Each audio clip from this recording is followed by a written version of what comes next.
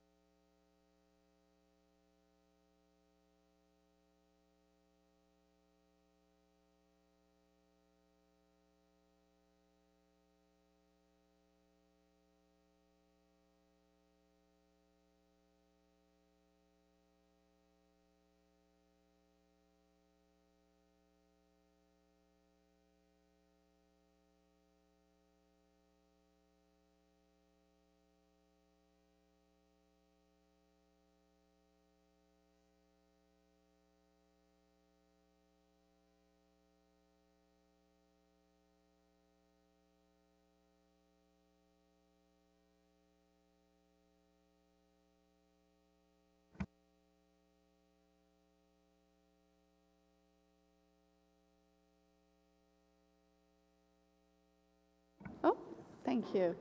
Good morning, everyone. I think we're all in our seats, so we're all set to go. So we will begin the meeting. This is now our fourth meeting of the Community and Protective Services Committee this term of council. We do have a fairly heavy agenda, so I think we'll get right into it. I did want to, two quick notes before we get rolling. First, I think we should say a very happy birthday to Mark beside me here on his 65th birthday today. If I had known, we could have brought cupcakes or something, but happy birthday. And secondly, today, since we have everyone with us, I did want to extend my thanks again to all those that were involved with the flood efforts and the recovery efforts. I know we have the fire service here with us today, paramedic here with us today, bylaw, of course, Parks and Rec, who are very much involved, as well as, who am I missing? I think I've got everyone there, right? Yes. Public Health, excuse me, yes, who I don't think are with us, but really a tremendous effort by all of those involved, and a big thank you for all of the hard work that went into that, as well as the tornado. Unfortunately, a number of events that have occurred in the last few months. With that, I will first call for any declarations of interest. Seeing none, moving on to confirmation of minutes for the April 18th, 2018 meeting. Excuse me, this is 2018, should say 2019. Carried? Okay. The first item on the agenda then is the Crime Prevention Ottawa Terms of Reference. As well, we have the annual report. I know there is a presentation on this. Nancy Worsfold has joined us along with a number of partners. So perhaps we'll go to that first and then circle back to the reports. Consent agenda first? I don't think so, because I don't think there's much to do. Yeah, I think pretty much everything. Oh, long chair. Oh, sorry. Well, whatever. Good morning, Madam Chair and members of committee. I think you all know who I am. I'm the chair of Crime Prevention Ottawa. When I took on the role of chair for Crime Prevention Ottawa, as well as the Police Services Board, I saw it as an amazing challenge and opportunity. It's a privilege to tackle an issue from all angles. When it comes to the issue of crime, our minds and discussions often get to the important work of law enforcement. What sometimes gets left behind is the equally important work of preventing crimes before they happen. For more than a decade, Crime Prevention Ottawa has been working hard in our efforts to stop crime before it even starts. CPO supports evidence-based projects, research, and capacity building to prevent crime. It focuses on 3 priority areas: neighborhoods, gender-based violence, and youth. The neighborhood work has helped strengthen the fabric of communities to create conditions where people can thrive. We have also done tremendous work in the field of gender-based violence and made good progress. And the bulk of our youth work has recently taken shape under the Ottawa Street Violence and Gang Strategy. Street violence has certainly caught our attention.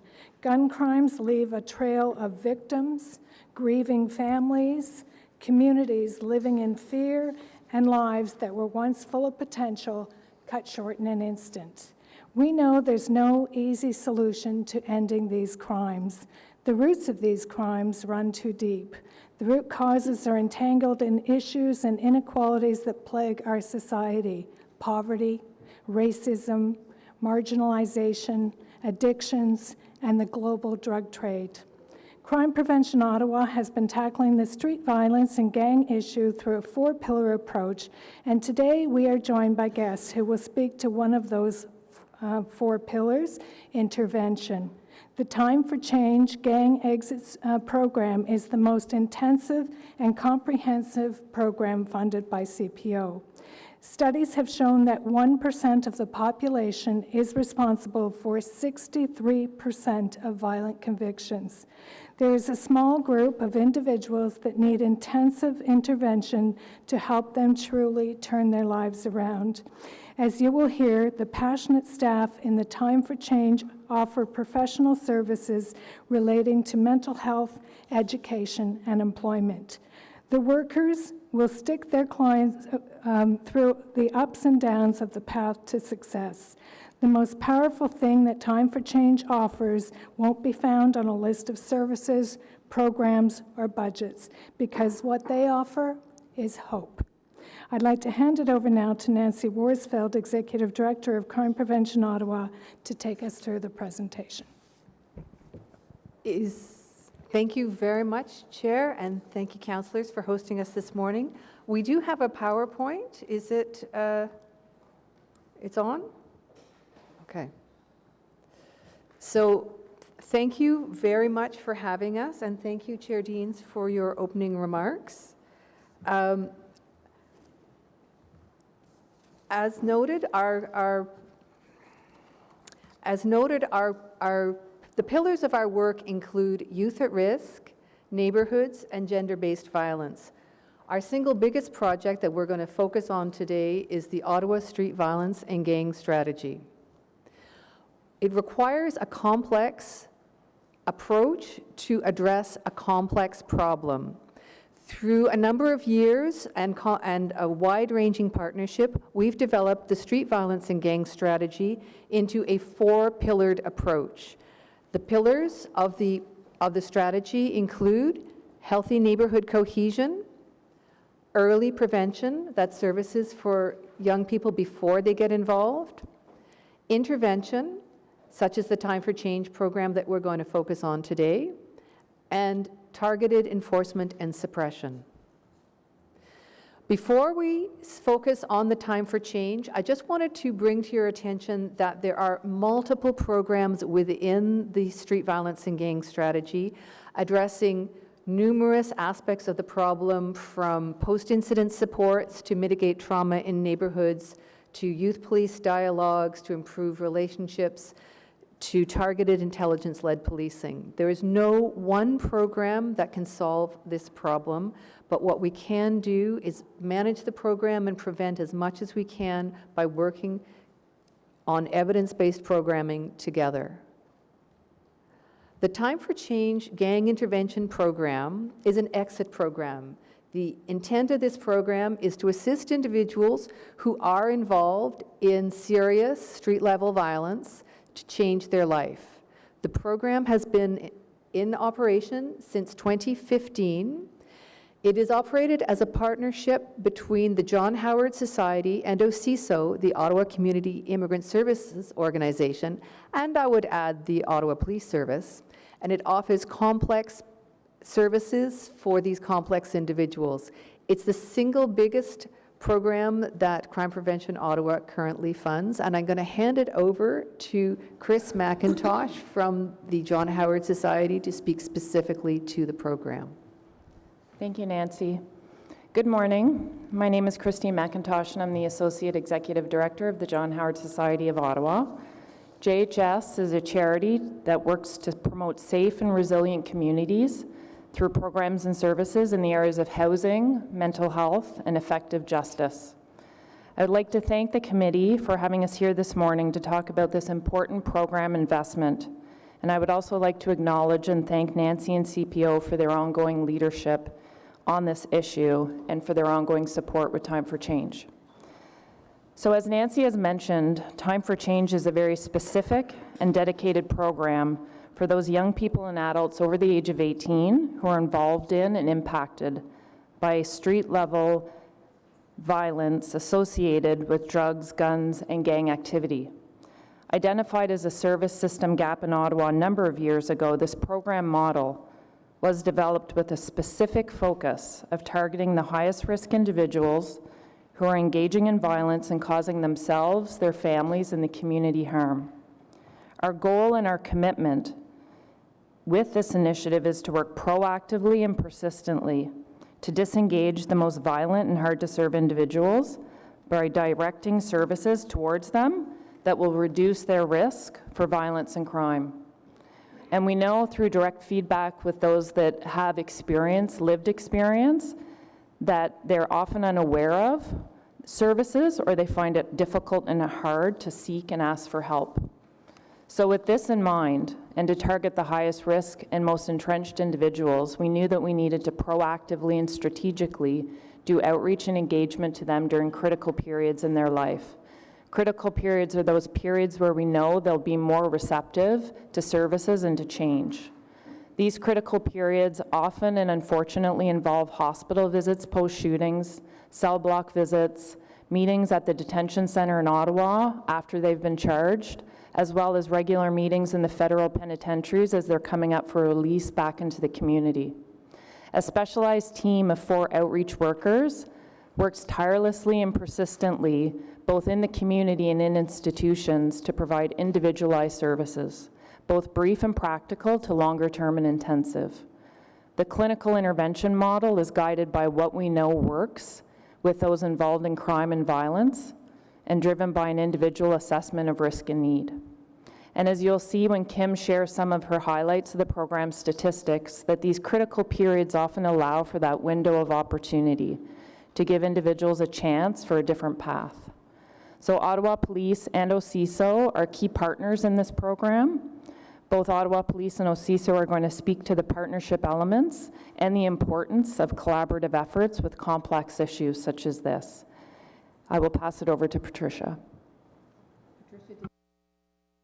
This is Patricia Davies from Ottawa Community Immigrant Services, accompanied by Lava Selvendran with the Ottawa Community Immigrant Services.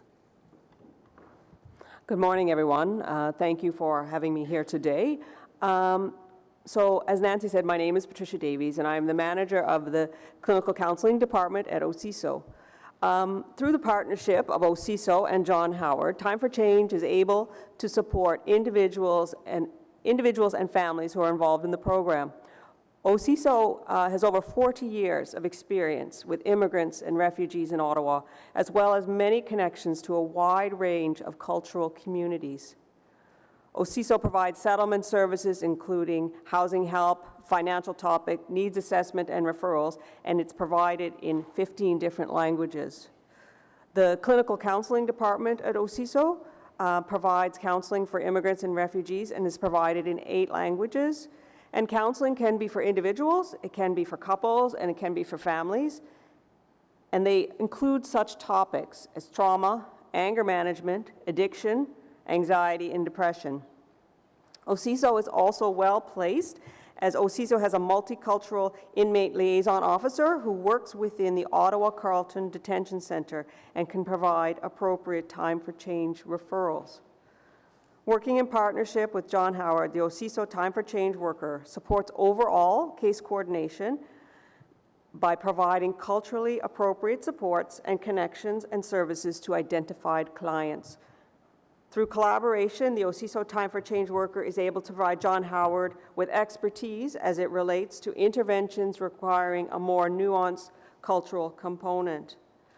This partnership allows for targeted services to support those who are involved in street-level violence, with the overall goal to reduce ongoing involvement in criminality and to reduce harm to families and communities. And with that, I would like to thank you again and hand off to Inspector Carl Cartwright. Good morning, everyone. I'm Inspector Carl Cartwright. As you've heard from the Ottawa Police Service, I work within the Criminal Investigative Directorate. Part of my responsibilities is the Guns and Gangs unit as well as the drug unit. So the Ottawa Police is very well committed to address the community and safety and well-being of our communities. And in light of the recent issues with the guns and gang violence that have been identified in the city in several years, we are focusing our resources currently. The drug unit is focusing its resources on the opioid crisis, and our guns and gangs unit is focusing on the street-level violence that we see in our communities. Number one, our focus is to identify those individuals and groups most likely to reoffend, and focus our activities there, and also identifying the source of the weaponry and attempt to stop those weapons from actually entering our borders. However, that falls within the enforcement and suppression strategy, but we also realize it's very important that the prevention pillar is extremely strong and important. In that light, we have partnered with the John Howard Society, where John Society is actually working very closely with our members of our gun and investigators within our own Guns and Gangs unit. As Christine mentioned earlier, the critical period of time, police officers are the first ones at the critical period of time. However, investigators have a focus solving the crime and also don't have the expertise that the John Howard Society has. So it was very critical to have the John Howard Society worker there with us, to have the access to communication in order for them to address and provide the support services, exit strategies to those involved in criminal activity, but also to address those issues with the family members and the loved ones and provide them the support that they need. The Ottawa Police members are very well aware that those needs are required, but also well aware of our own limitations. Okay? So this is a strategy that's not used by many other services, but it is very fruitful, and I'm going to pass it to Kim as she can share with you some of the personal details of our successes. Thank you, Carl, and thank you for having us here today.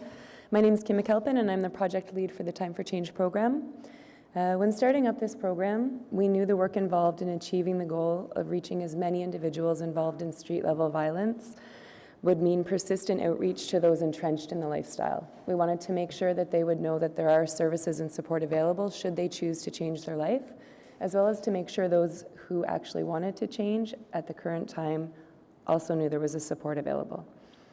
To this end, Time for Change has reached out to 142 individuals during those critical periods both Christine and Carl spoke about, at the Ottawa Carleton Detention Centre, within the federal penitentiary system, as well as the hospitals, to ensure that they knew and introduced the program to them, as well as provide information on the potential supports available when they were released. As you can see from the slide highlighting our multi-year data, from June 2015 through to March 31st, 2019, Time for Change has had a total of 394 referrals from various community partners and referral sources, including the Ottawa Police Service, Parole Probation Services, the Ottawa Community Immigrant Services Organization, as well as through the proactive outreach of our own team. We have actively worked with 108 high-risk individuals involved in street-level violence, all working towards changing their lifestyle and all at very different stages of change. These individuals have and continue to access a range of services, including employment assistance, readiness and maintenance, housing supports, counseling to work through various mental health issues, trauma work, anger management, as well as substance use issues, to name a few. Of those 108 individuals, as you can see, 37 gained legitimate employment within various sectors, including construction and trades, culinary field, and the service industry.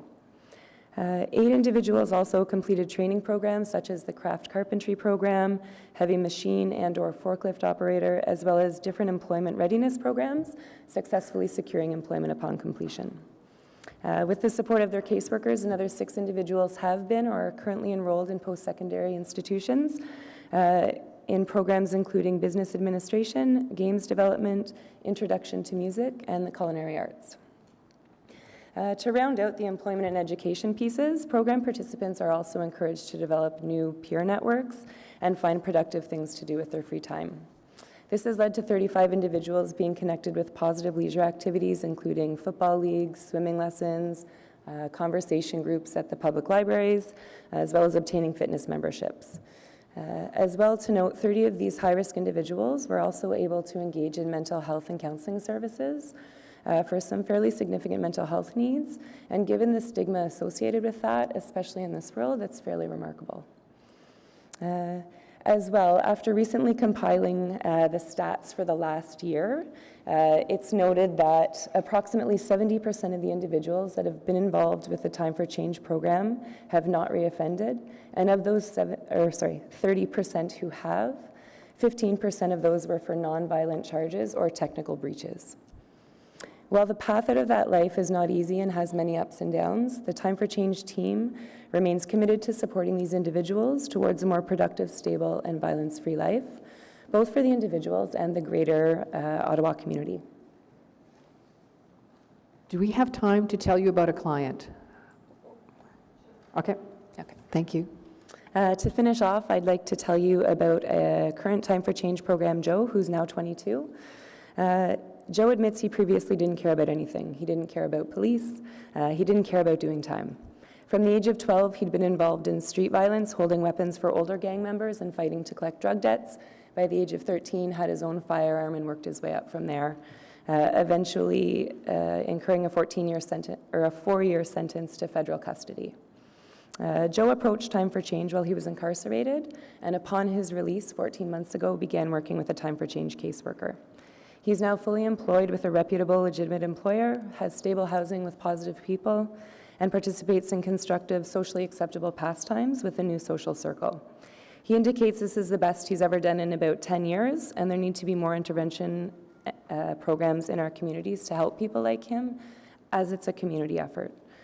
With that said, again, thank you so much for having us here, and I'll pass it back to Nancy.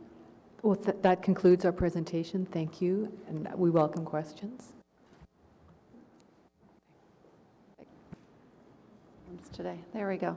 Thank you very much. I appreciate all the tremendous work that you're all doing, and thank you for sharing that brief story about a client. I believe there's a few questions. I'll pass to Councillor Eglai.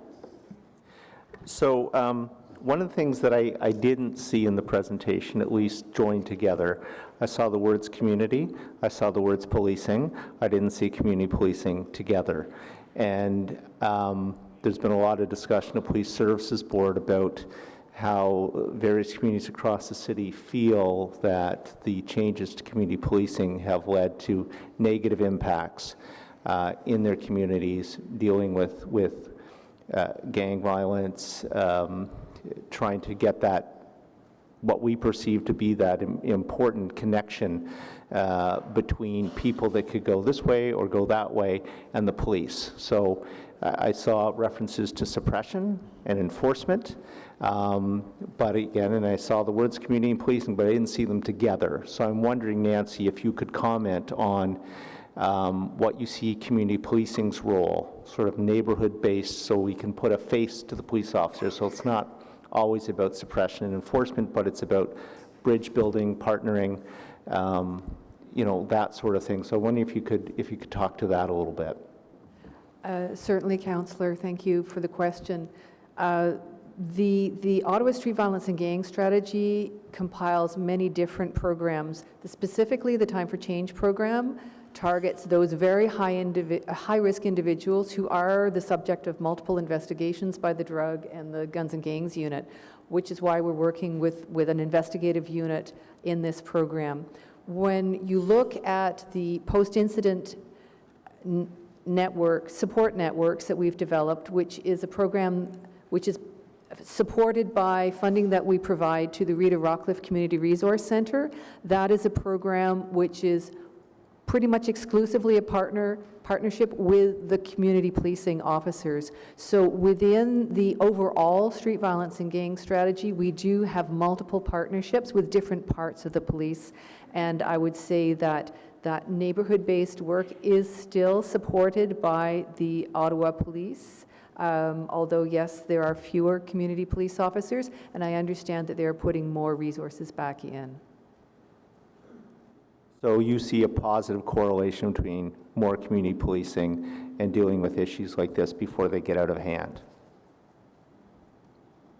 We certainly see a positive correlation between prevention and an ability to develop partnerships and to develop relationships in neighborhoods, because that's what the community police officers have been working with us on, particularly in the post-incident work, where we find that neighborhoods, when we say post-incident, we're usually referring to the trauma in a neighborhood after a shooting or a murder, and it is those partnerships are partnerships between the community health and resource centers and the Ottawa Police, and often Ottawa Community Housing or other community partners, depending on the neighborhood. And the Ottawa Police are central to that.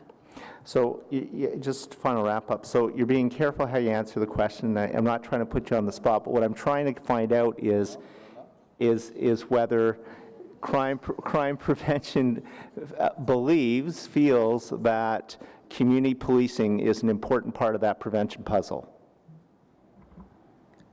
Councillor Eagle-Eye, if you don't mind. During my quick presentation, and the focus was to really highlight time for change.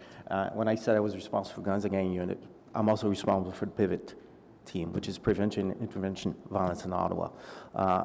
As you may already know, due to some provincial funding, we've been able to increase that team, doubling the size, added new supervision to that unit, and community policing is not forgotten in the entire process, in the entire plan. Our teams are involved, specifically our pivot officers have been individually selected officers that not only can respond for calls for service and incidents where there's a crisis, but also their primary focus is to be in the community, okay, to address the issue that the community has told us they want to see our officers more. They want to see them. So as the leader of that unit, I have a staff sergeant in charge of both the Guns and Gangs and Pivot unit. Those two units work very closely together, the investigative side, but the Pivot team is very much focused on the community side. So you will see, and they are out there, those officers are out there. So there has been an increase, and yes, community policing is very important. We've heard it loud and clear, and we're taking actions to it. So to shift the Maybe I question could to you just- then maybe if I can just quickly follow up, Chair Deans. So to shift the question to you then, so OPS believes that community policing is part of the prevention matrix, if you will, or puzzle. If I can go back to Sir Robert Peel, the police is the community, and community is the police. That's Perfect. never been lost. Perfect, thank you. I just wanted to add one thing. As chair of both the Police Services Board and Crime Prevention Ottawa, I very much see community policing as part of a crime prevention strategy. Having officers in the neighborhoods, getting to know the residents and who should be there and who shouldn't be there is an integral part of our overall strategy for safer communities, and community policing is a big part of that. Thank you. Councillor Eglai, or sorry, Councillor El-Shantari. Oh, please don't call me Eglai. Thank you, Madam Chair, and thanks to all of the panel for your presentation. And first of all, congratulations to John Howard Society on a job well done. I know we were told from the beginning it's going to take some time before we start seeing the result, and this result is clearly to say the least, is impressive. What's missing out of your presentation, and I know it's hard to point it out, is how much saving to the taxpayer when we have people out of that crime element and being, you know, a good citizen, contribute to the society. So, because we know how much of crime is very expensive and dealing with crime is very expensive. But when we see a number like 142 in the last, I believe, 4 years of the program, I think that's an impressive number. So I'd like to know, like, do we have at least an idea what number this program has saved the taxpayer? That's an excellent suggestion, and we'll have to go back and look at the calculation of that, because certainly crime is extremely expensive, and thank you for that suggestion. We have not done that calculation to Okay, date. my other question, Nancy, to you. When we start the program, you have received $300,000 from the city, and Park and Recreation, the city received $100,000 for youth employment, and I didn't see anything about youth employment. I think Kim mentioned keeping youth employed so they can generate some funds so they don't have to enter the other element of crime activities, but I didn't see anything in your presentation about this. There was a You Decide employment program.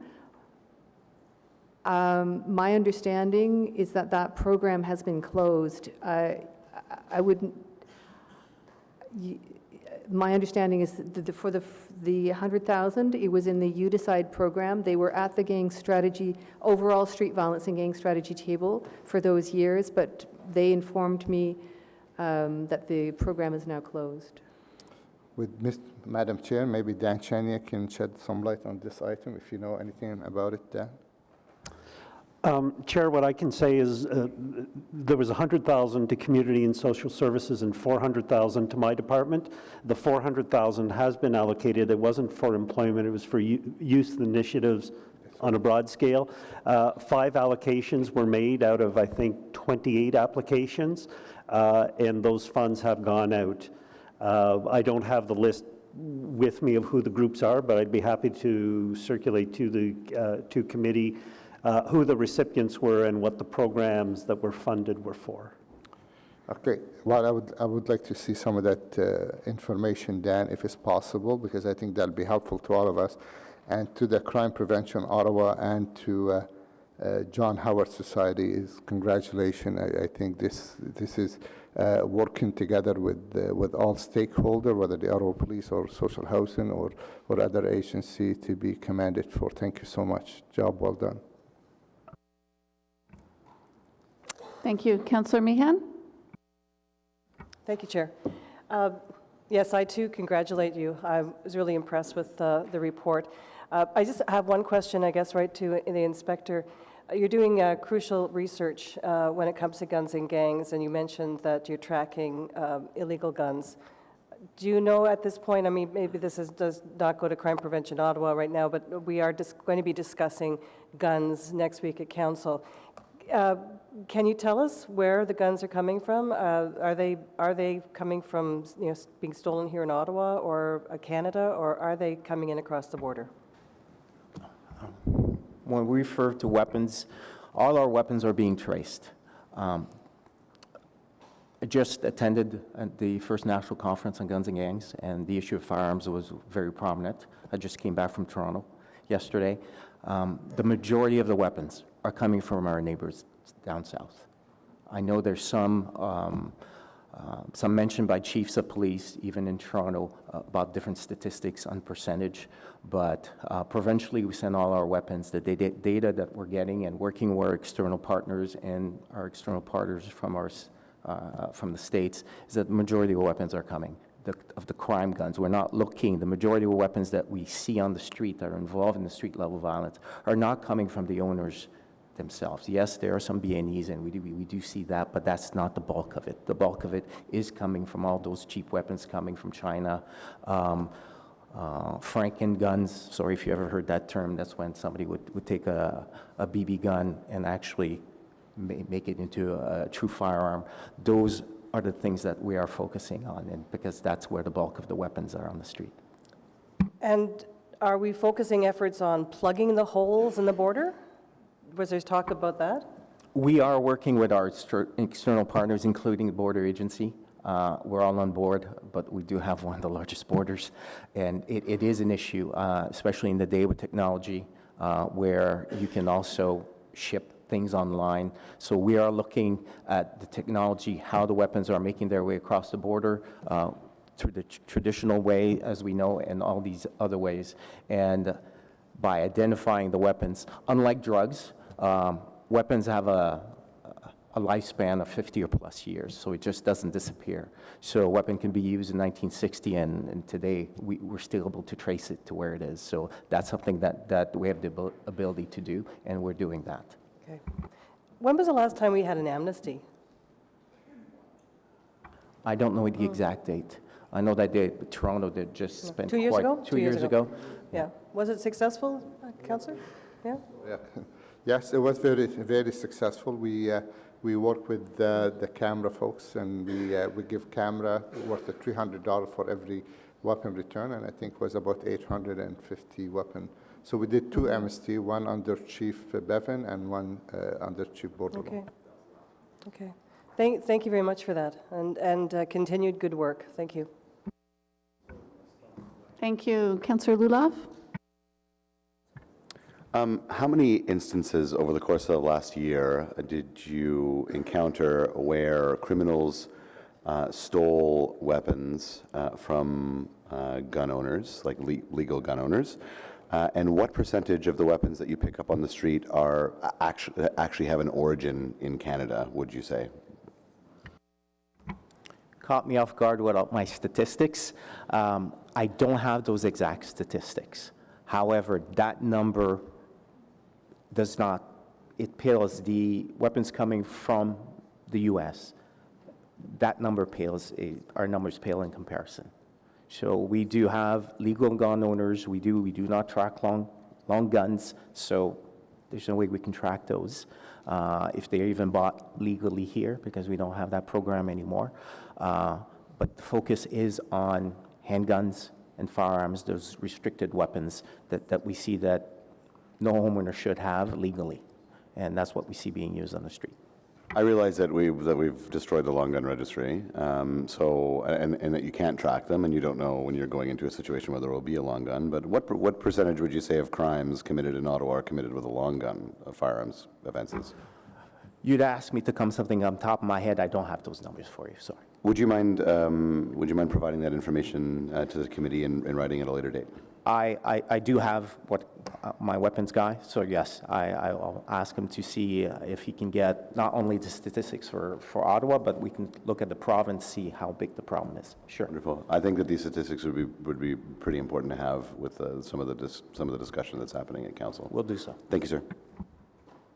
Thank you. And to be fair to the delegation, I think we're creeping into Ottawa Police Board questions here. Respecting, we have Crime Prevention Ottawa in front of us. Any further questions? No? Terrific. Well, thank you very much. Again, appreciate the great work that you're doing and making sure that our city is safe and working to prevent crime. So thank you. We will then, we have 2 reports to approve here. The first being the terms of reference. So is that carried? The second being the Crime Prevention Ottawa Annual Action Report. Received? Terrific. Okay. The third item on the agenda is the Accessibility Advisory Committee 2017-18 Annual Report. Any questions on that? No? Received? Received. Okay. The fourth item is a status update, Community and Protective Services Committee inquiries and motions for the period ending June 11th, 2019. Received? Fifth item, Bylaw and Regulatory Services, Service Review and 2018 Annual Report. We do have a presentation on this, and I believe Robert Chapman will be making that presentation. Rogers, sorry. Jeez. Good problem.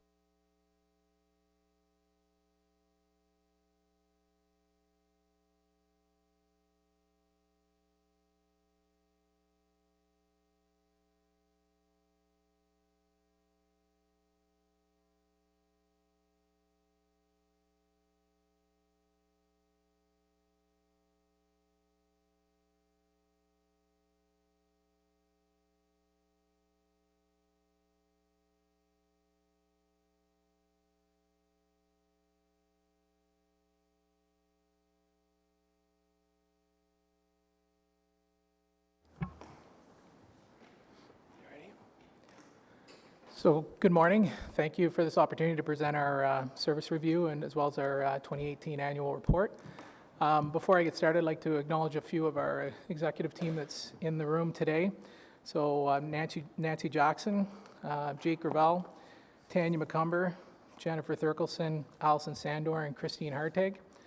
I'd also like to special thanks to Christine, Nancy, as well as Ryan Perot for their contribution to the completion of this report.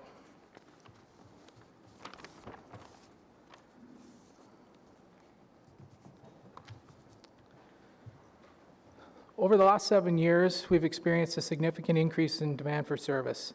76,000 service requests per year in 2011 to 87,000 service requests in 2018, reflecting a 14.5% increase. In 2018 alone, we experienced an 8% increase. The trend of increases, as well as other factors, warranted a review of bylaws services to assess and develop a service delivery model to improve sustainability, cost effectiveness, and delivery.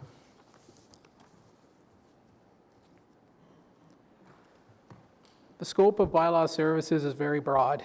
Staff work together to maintain compliance with municipal regulations and standards and provincial legislation, while providing a high level of service to residents, businesses, and visitors to the City of Ottawa. Generally, enforcement is undertaken through a reactive model, where calls for services are responded to on a complaint basis and triaged by priority. Any proactive enforcement is undertaken under specific circumstances such as council directive and where resources have specifically been identified.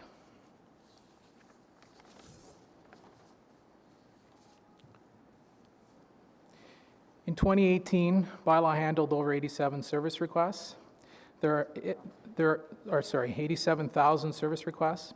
There are, however, many activities in bylaw that are not reflected in our service request data.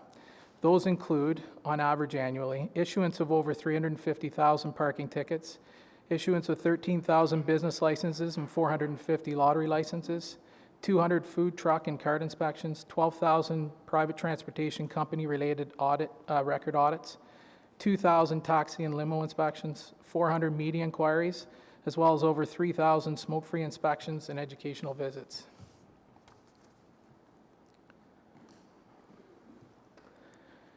The increasing number of service requests are the consequence of new bylaws, programs, and services added to our portfolio. And as examples, the Vehicle for Hire bylaw brought with it a number of new requirements, including the auditing of PTCs, as well as the ongoing 2,000 inspections of taxis and limos. Smoke-free regulations, including outdoor municipal property prohibitions, water pipes, and now vaping and cannabis.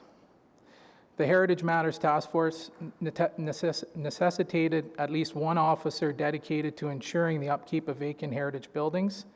The Business Ambassador Program helps entrepreneurs navigate the regulations of the licensing process to establish new business premises. Private parking enforcement agencies have been licensed, deputized, and trained through bylaw and regulatory services, but more recently became responsible for the back-end support, including ticket supply and the management of the handheld devices. Large wild mammal emergency response services to address deer, moose, and bear stranded in urban areas. This has been coordinated and paid for through bylaw and regulatory services. We took on the transportation of sick, injured, domestic, and small wild animals in January of 2018 after the Ottawa Humane Society was unable to continue the service. We have conducted focused enforcement programs with respect to rooming houses and noise, and the transfer of after-hours parking and noise complaints from the Ottawa Police Service has led to 2,000 additional SRs, but also led to an extended coverage hours for the service. Many of these programs and services were added to our portfolio through council directive and other provincial legislative changes or changes within some of our partnering agencies. As each change occurred, we responded using existing resources.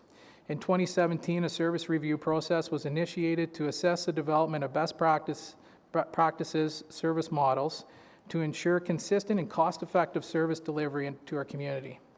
The report before the committee today is based on the findings of both the service review as well as the 2018 annual report to present a full picture of bylaw and regulatory services. KPMG was engaged to conduct a service review exercise which involved interviewing 44 BLRS staff from all levels, as well as staff from EPS, OPS, 311, SIPD, Legal Services, OPH, and POA staff.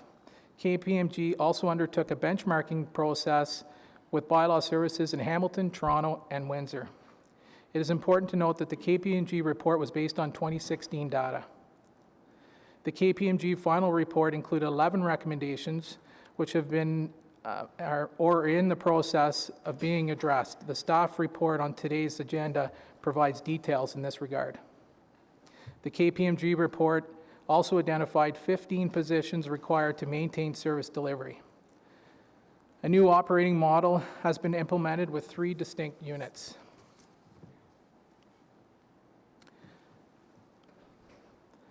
The service has been reorganized into 3 separate and distinct units: parking and licensing enforcement, which includes business licensing, administration, and inspections; bylaw enforcement, which includes the enforcement of more than 50 municipal bylaws and focused enforcement programs; and the operational support and regulatory services, which includes dispatching, logistics, training, as well as regulatory functions such as the management of the private parking enforcement agency program and noise exemption application processing.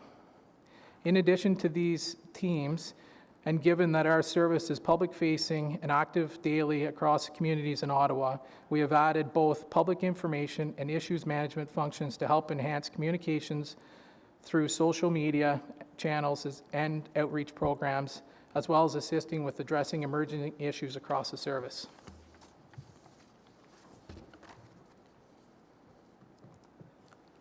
Following the KPMG report in 2017, further analysis and stakeholder consultation identified the requirement for 7 additional FTEs to address other pressures that had emerged since the completion of the KPMG study.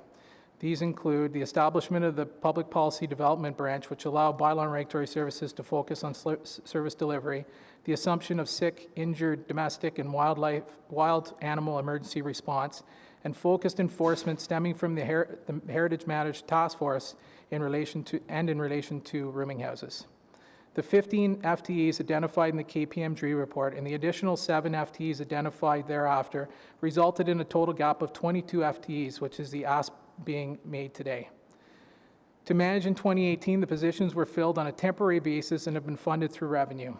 These positions need to be made permanent, but will continue to be funded through revenues. Therefore, staff are not requesting additional funding.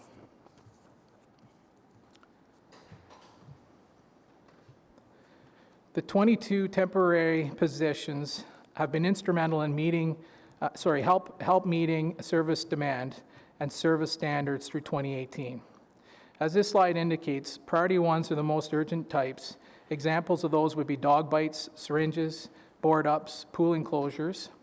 The service standard is to respond to these within 24 hours, 80% of the time. In 2018, this resulted in 5,800 service requests, and the standard was met 96% of the time. Priority 2 calls include noise and graffiti, and we aim to respond within 48 hours, 80% of the time.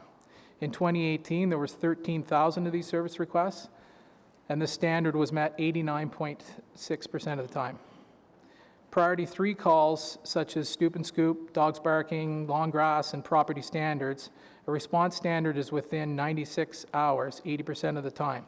In 2018, there were 30,000 of these service requests, and we were able to meet this standard 71.3% of the time. Performance in 2018 reflects the efforts of bylaw and regulatory services to respond to the priority 1 and 2 calls on time, given that these priority call types involve either potential safety concerns or have an immediacy element to the complaint.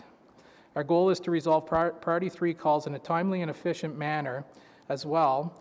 However, given the current volume, the 80% target was not achieved in 2018. We will continue to review ways in which to streamline operations in order to meet these targets. The bylaw management team makes use of performance reports generated internally monthly, quarterly, and annually, as well as performance dashboards to monitor and manage performance and response times. Staff will continue to monitor trends in volume of service demand and the performance in meeting that demand. We will report back through our annual reporting requirement via CPSC. Thank you very much. And I Sorry, believe- one more slide. Almost done. The report before you today is an overview of the service demands managed by Bylaw and Regulatory Services. We have been facing significantly increasing service demands without the accompanying resources needed to respond accordingly. The service has implemented temporary measures such as extending service hours and creating temporary positions to ensure that consistent and effective services is provided despite the ever-changing landscape. This report recommendation for the approval of 22 FTEs to become permanent will essentially stabilize resourcing pressures experienced over the last number of years without creating a budget pressure. The positions would continue to be funded through revenues. Thank you. Thank you very much. I believe Councillor El-Shantari has a question. Thank you, Madam Chair, and thank you to staff for their presentation. Let me start with the last slide you have, Roger, up there. So the KPMG report recommend from 2016 the 15 FTEs, and I believe you do have already the 22 FTE right now on a temporary position. Is that fair to say, or? Madam Chair, yes, that's correct. But you're requesting to confirm the 22 versus what the report recommended in 2016. Can you tell me the gap in call for service from 2016 to the current year? And I know 2019 is not on a book, but 2017, 2018, like what was the increase to justify you need 7 more than what the report recommended? That's what I'm interested in. Okay, Madam Chair, so that's kind of a two-part question. So first, the increase from 2016 in the KPMG, the data that they've used in the report, to the end of the year 2018, which is reflected in the annual report, is an 11,000 service request increase. But in addition to the KPMG report, there's other activities that Bylaw's taking on the responsibility for. So, and I did address a few of those in the report, but the, I guess the biggest one was a vehicle for hire bylaw, and the responsibilities and the enforcement activities that we undertake to enforce that bylaw, but also the download of some of the calls for service that the police used to handle after hours. As well as because the Humane Society were no longer able to continue to transport sick and injured small wildlife, we also took on that responsibility, which reflects about 1,200 service requests as well. Well, that's good. It's good you clarify this seriously. The large wild mammal emergency response service. Is that, we're talking about the moose, the deer on the roads and other? So when resident call, they normally call either 911 or so, they don't call the city, am I correct? Madam Chair, generally speaking, the call comes into 311. Okay. And Christine Hartag, who's to my left here, she actually administers that program. So she works with Ottawa Police as well as the NCC to ensure that those animals are, where needed, either tranquilized or we always try to assist to get them back into some sort of wildlife corridor where they can get back to their regular habitat. Christine, maybe you can answer me here. I thought it used to be MNR who's responsible for that function. Why MNR is not even included anymore? We do have discussions with MNR for release sites and so on, but they're located in Kemptville, so it often takes a fair bit of time for them to be able to attend. So we've contracted the services with NCC for a faster response time. Particularly when you have a moose running down Saint Laurent Boulevard, we have to deal with that fairly quickly. So that's how the arrangement works. But we do work with MNR And we're working with them right now to determine whether or not they could address some of the issues in the out, because it's a large city, as you know, 2,700 square kilometers. If there's some areas that they could cover down in the southern part, closer to where they are in Kemptville. Oh, I see. So basically, they still have staff in Kemptville, but sometimes it's challenged to get to the city, depending on the location of the Yeah, city? they still have some staff. So the staff required to do the chemical immobilization is very particular.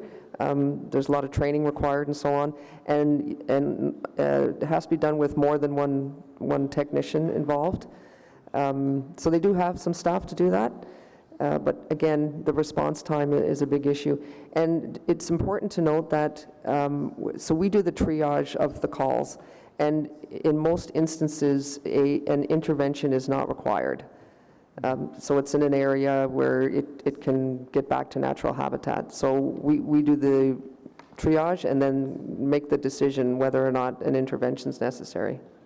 Do you agree, though, we need the experienced folks to handle those large animals, because sometimes if they put a little bit too much tranquilizer or maybe less, and that could cause exhaustion to the animal, and in some cases the animal, which we heard the last one, die on the way to the wild. Like, is it lack of consistency with the training? Because No, okay. no. So we typically use the NCC conservation officers. They have a very high degree of training. Okay. I'm quite familiar with their skills and training. And in cases, most of the tranquilization activities that I've witnessed in my 32 years or whatever it is doing this have been successful.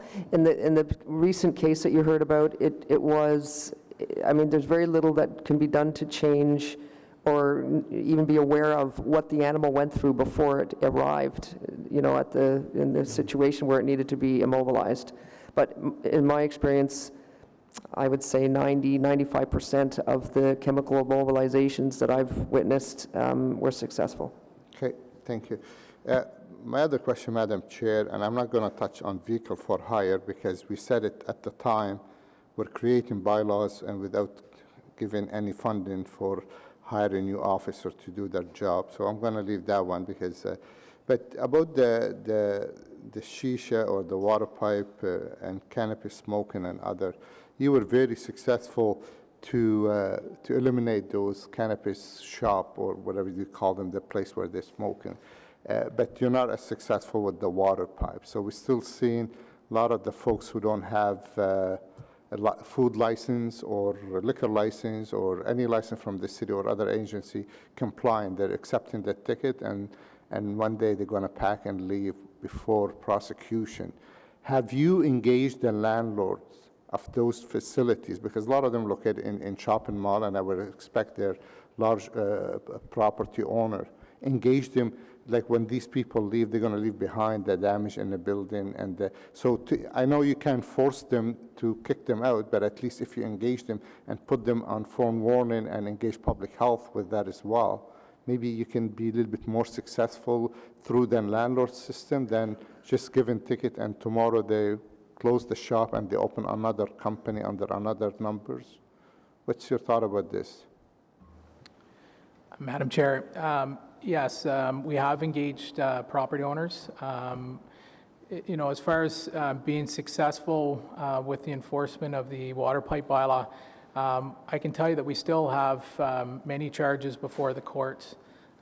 It's, you know, the delay of getting these trials scheduled and getting to get decisions in court. But I can tell you that the last couple convictions that were rendered and fines that were assessed, it was we're getting fines closer to $80,000. So higher fines have certainly given a little bit more emphasis to the success now. I can tell you that when we started this about just over a year and a half ago, we had 17 known establishments. That grew to about 22 We're down to, well, we were down to 7. We have a new one that's just opened up that we're investigating right now.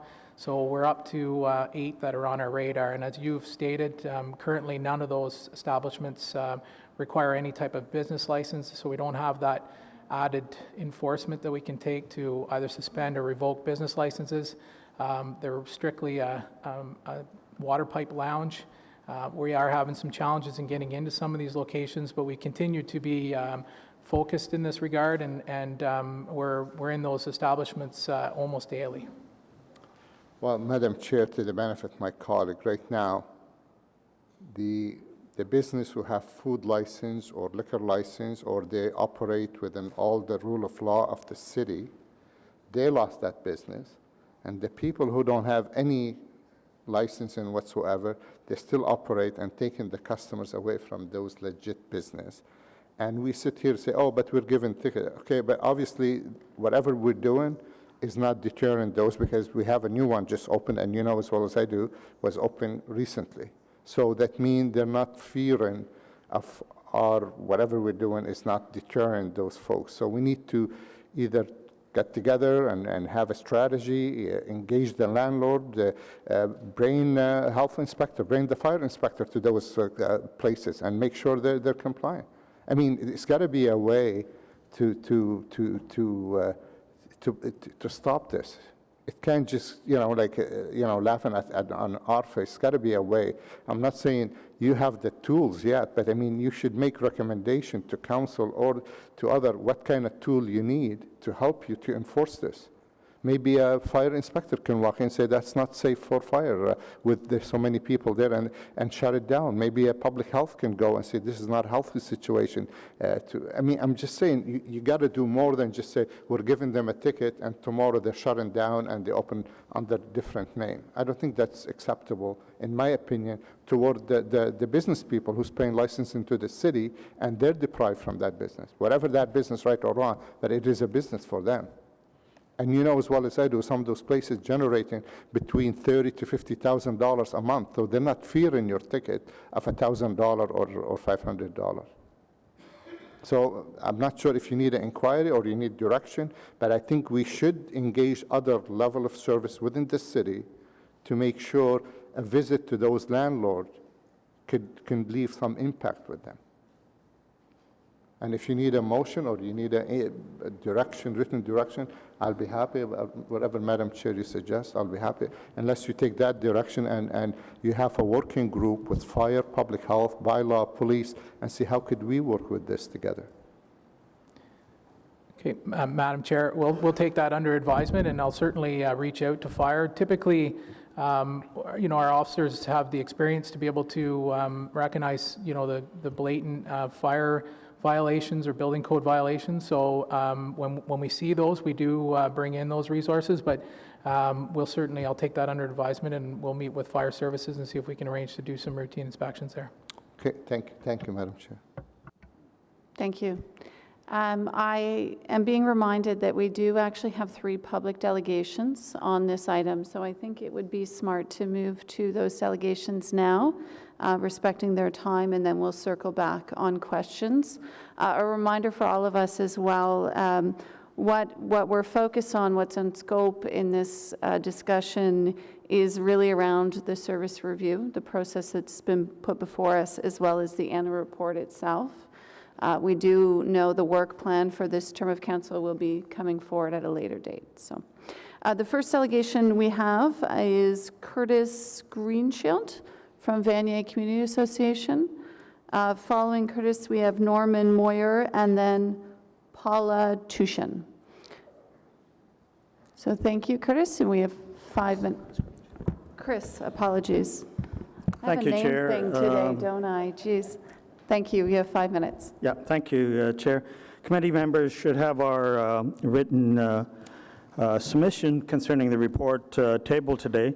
The Vanier Community Association welcomes the city's effort to conduct a review of its bylaw and regulatory services branch. However, this independent report prepared by PMG reminds us that bylaw and regulatory services needs additional resources to be more proactive and to better respond to the growing demand for services, especially within our ward. We also note that the introduction of new technologies such as the app Neapoly, which I use and have found very effective, can be a commendable addition to technological change and efficiency improvements. The report clearly states that Rideau Vanier and Somerset received by far the highest requests for services. The VCA welcomes the KPMG's recommendation to align staff with high-demand wards in order to achieve the most effective use of resources. However, in its report, KPMG suggests on page 33 a realignment of staffing based on seasonal trends, even though we believe that it is a good idea to allocate bylaw enforcement officers to other areas of the organization based on seasonal requests. We strongly oppose a staff decrease in times when demands are lower. This recommendation is based on a reactive bylaw and regulatory service model that does not address the current needs in our community.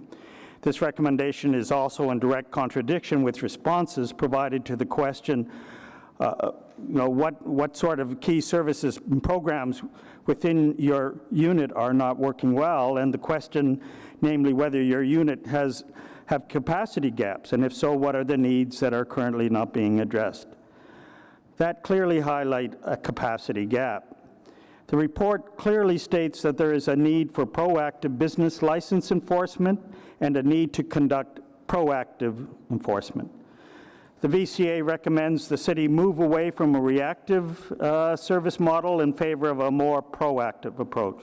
We support this proactive approach, considering that we also acknowledge that communities share the responsibility to report bylaw infractions. However, we should not download on residents the sole responsibility to do so. Furthermore, the municipal comparator report prepared by KPMG demonstrates that the bylaw and regulatory services primarily focuses on enforcement, with a big emphasis on parking because it provides steady revenue. This link between revenue and enforcement is shifting the branch away from its initial mandate to, quote, work together to maintain compliance with municipal standards while providing a high level of service to residents, businesses, and visitors. The Vanier Community Association recommends the city adopt an approach similar to Hamilton, as presented on page 22 of the report, as we believe that a punitive approach is not cost efficient and does not necessarily lead to long-term compliance and durable behavioral change. On the contrary, it puts a lot of stress on capacity as service requests increase because behaviors are not changing.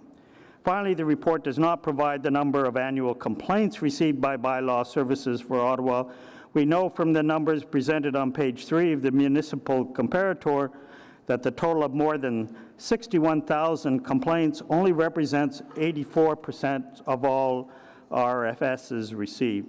Accordingly, we can say bylaw and regulatory services receives roughly 74,000 complaints a year, which represents about 65% of service requests received by the City of Toronto, while Ottawa has only 1/3 of the staff that Toronto has to respond to service requests. Councillors, our bylaw and regulatory services branch needs the capacity to serve our community.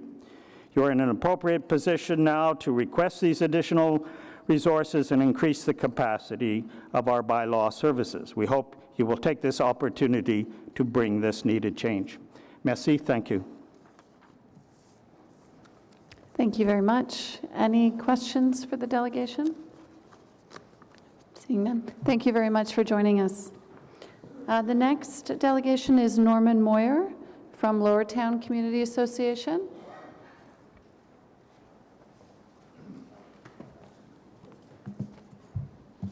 Thank you. You have 5 minutes. Merci beaucoup, Madame la Présidente. Lowertown is a very active community, so we have lots of opportunities to enjoy the work that is being done, the good work that is being done by bylaw enforcement. So I want to start by thanking those officers for the quality of the work that they do. We touch on many different areas of bylaw enforcement, but it's only as I was sitting here this morning that I realized that the bear that we had in Lower Town last year was in fact a bylaw enforcement issue. So we thank you for getting rid of that bear as quickly and as kindly as you did. Some people wanted to keep it as a mascot, but most of us think it was a good idea to move the bear back to his natural terrain. The Lower Town Community Association fully supports the recommendation that is before the committee. We believe that good bylaws build good communities. Bylaws are essential to ensure that private actions do not undermine community needs and standards.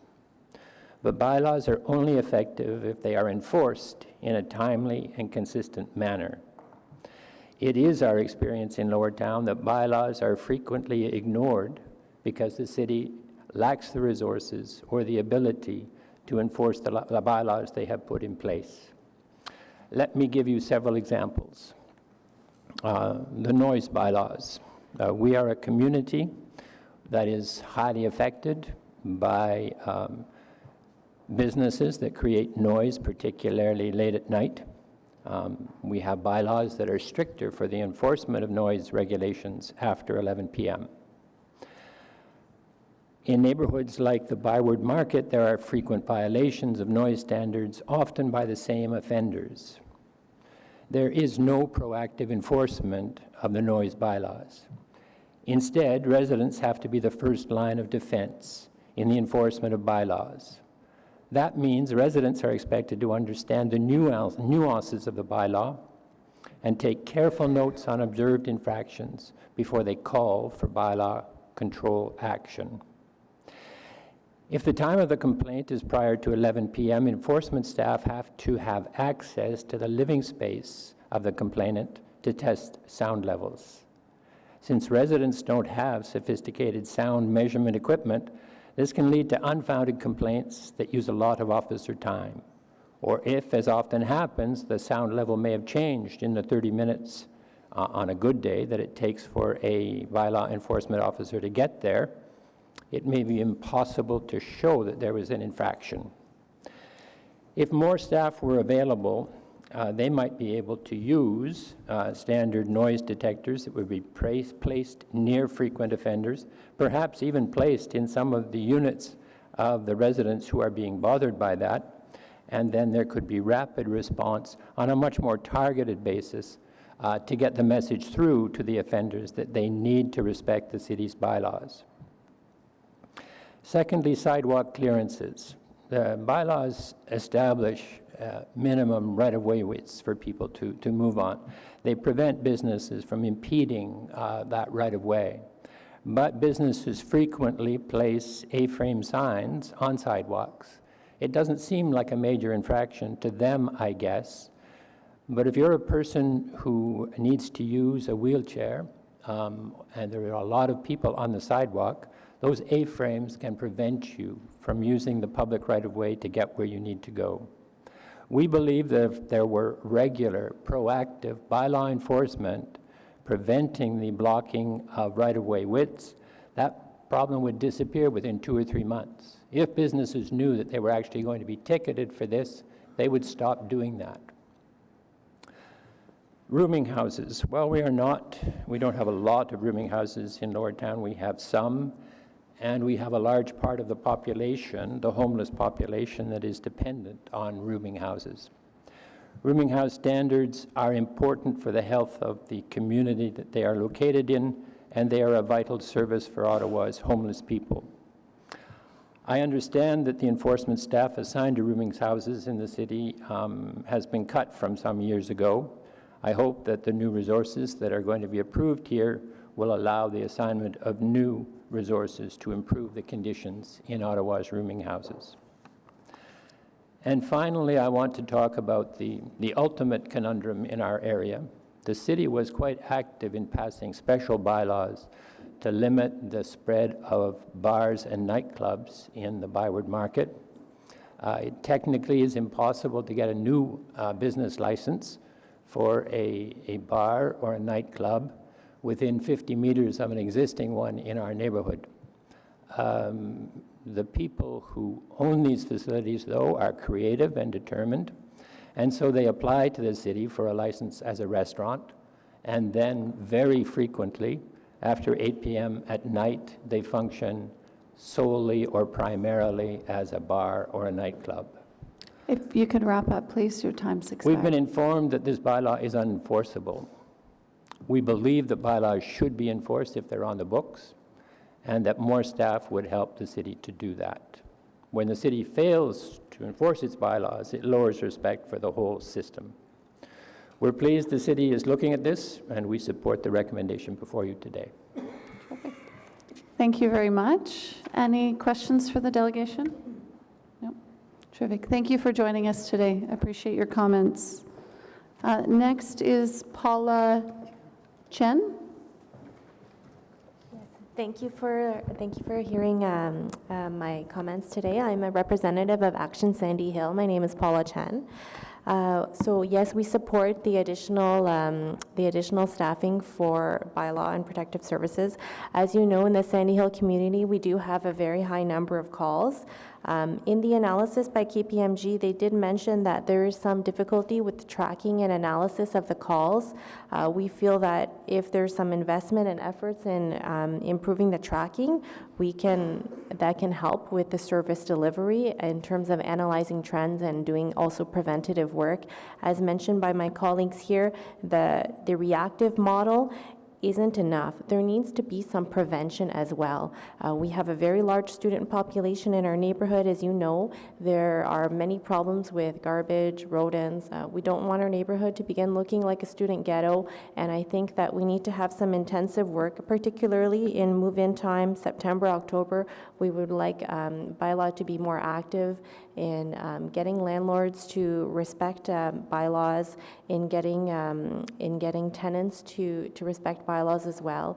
In our neighborhood as well, there is some, as you know, the community members are making many reports to bylaw, but we wonder if bylaw can work a little bit better in terms of taking initiative and doing some work to help to keep our streets very safe, very clean, and also as you know, our neighborhood is one of the first neighborhoods many people new to Ottawa will arrive to. Many tourists will be coming through our neighborhood. So we want to show we wanted to show it well. So I think proper enforcement of bylaw will help us with that.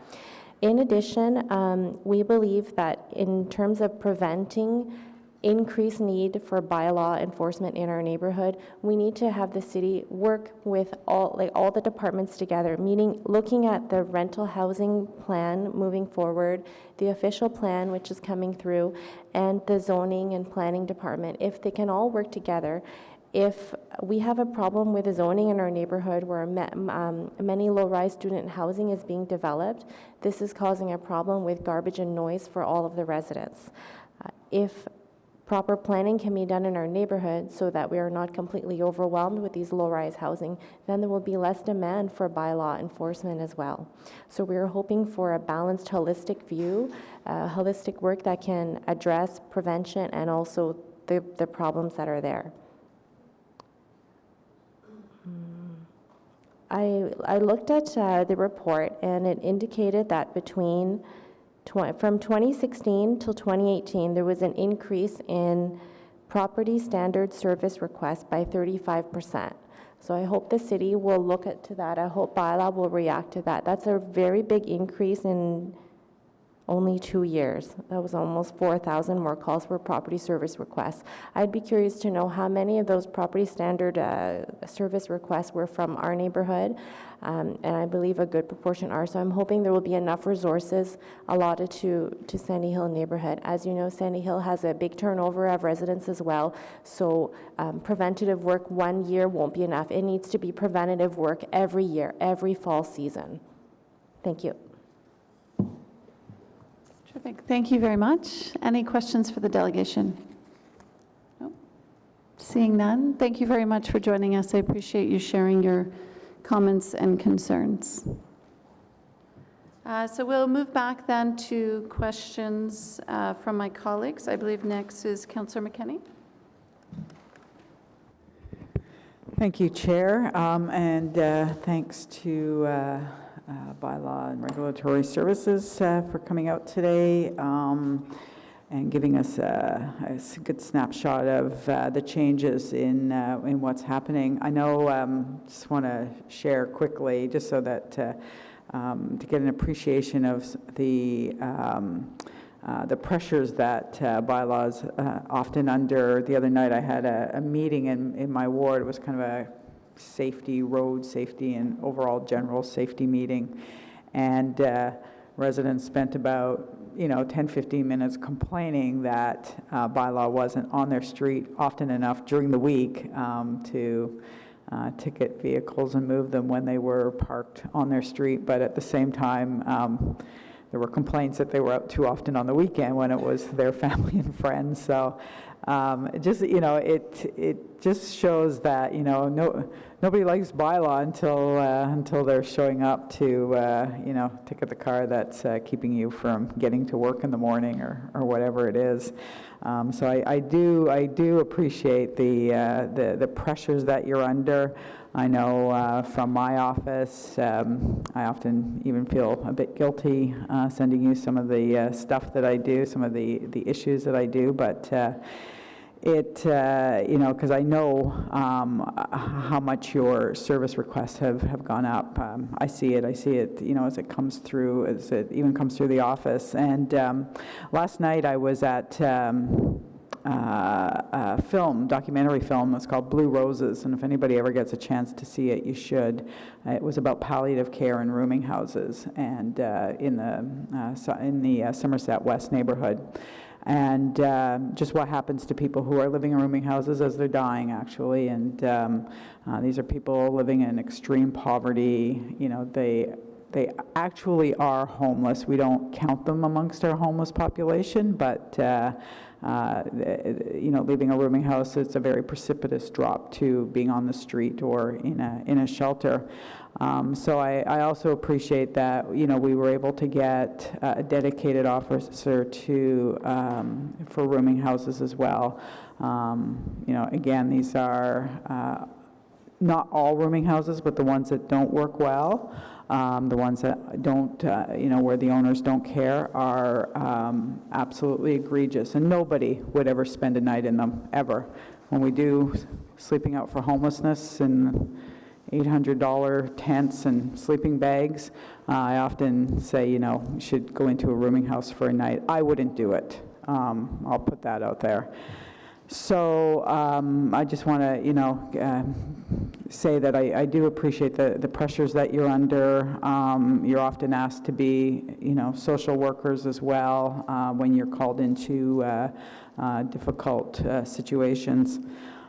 I do have a question for you in terms of, another issue that I know I send you out on often, and I get, because I'm on the emails, is, short-term rentals and the increase in short-term rentals, and now the new pressures on you to go out and to investigate whether it's noise complaints or just zoning complaints, because people are recognizing that the place next door to them is being used as what they call now termed a ghost hotel. Do you have an idea of what every call that you're sent out on, what does that cost the taxpayer? What does that cost in terms of the officer going out, the follow-up, the violations that are given? Madam Chair, it's a good question. It's a difficult question to answer. I'm not sure that I can give you an exact answer of the true cost of doing an investigation such as you've asked. It's I can tell you that any zoning investigation, they're complex.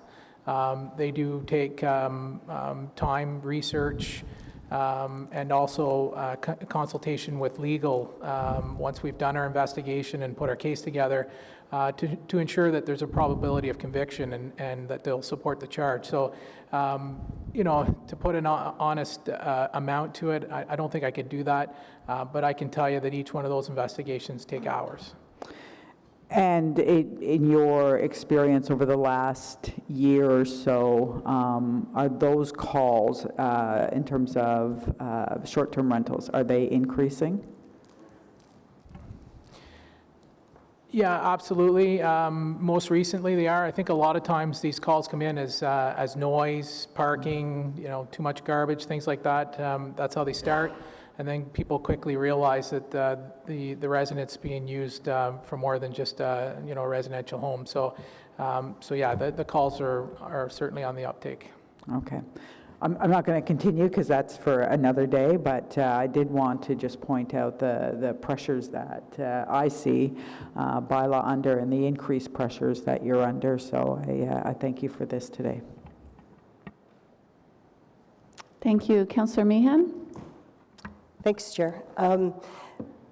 Just out of curiosity, when services were downloaded to our bylaw, was there any discussion ahead of time that you would be taking over, like the wildlife recovery, or was it just expected that you would pick up the slack there? Madam Chair, specifically to the wildlife transportation, yes, there were some initial discussions with the Ottawa Humane Society. We did push back a little bit to say that that wasn't going to be something that we could do with existing resources. So there was some discussion with senior leadership as well, and we were at the time given 2 additional resources, temporary. These are 2 of the positions that we're asking to be made permanent today. So yes, when we took on the enforcement or the transportation of these the wildlife, sick and injured wildlife, we were given the temporary resources to do that. Good. Another question: when it comes to the income that's generated through bylaw, it's quoting $6 million. That's what we're going to be bringing in revenue. Will the entire $6 million be used to pay for the additional FTEs? Or is there going to be extra money in the fund? Madam Chair, so Bylaw and Regulatory Services brings in approximately $29 million in revenue. Our operating cost is about $20 million, and this $2.2 million is included in those revenues. So again, there's no budget pressure for these to make these 22 positions permanent. If we weren't paying for the full-time equivalents, would that money would go into city funds and we could spend it elsewhere? Madam Chair, that would be Council's decision to, through budget process, to direct where that money would go. Okay. Thank you. Thank you. Councillor Fleury? Chair, may I just, for a moment for clarity, and I don't see my colleagues from finance here, but a lot of the revenues that are generated for tickets, et cetera, are defined, or licensing are defined in provincial law, how they can be spent. Directly to Roger's answer to the councillor, there are some monies that go into general coppers that we use, and it offsets other pressures in the city, but not all the revenue that bylaw receives can be spent as you wish. Some are defined. So, for instance, licensing revenues or other revenues have to be only spent on the enforcement component. So the nuance is there, so just so we know there's no misunderstanding, but generally anything else absolutely goes currently into general coppers, and as a city you see fit, those monies offset other programs. Terrific. Thank you for that clarification. Councillor Fleury?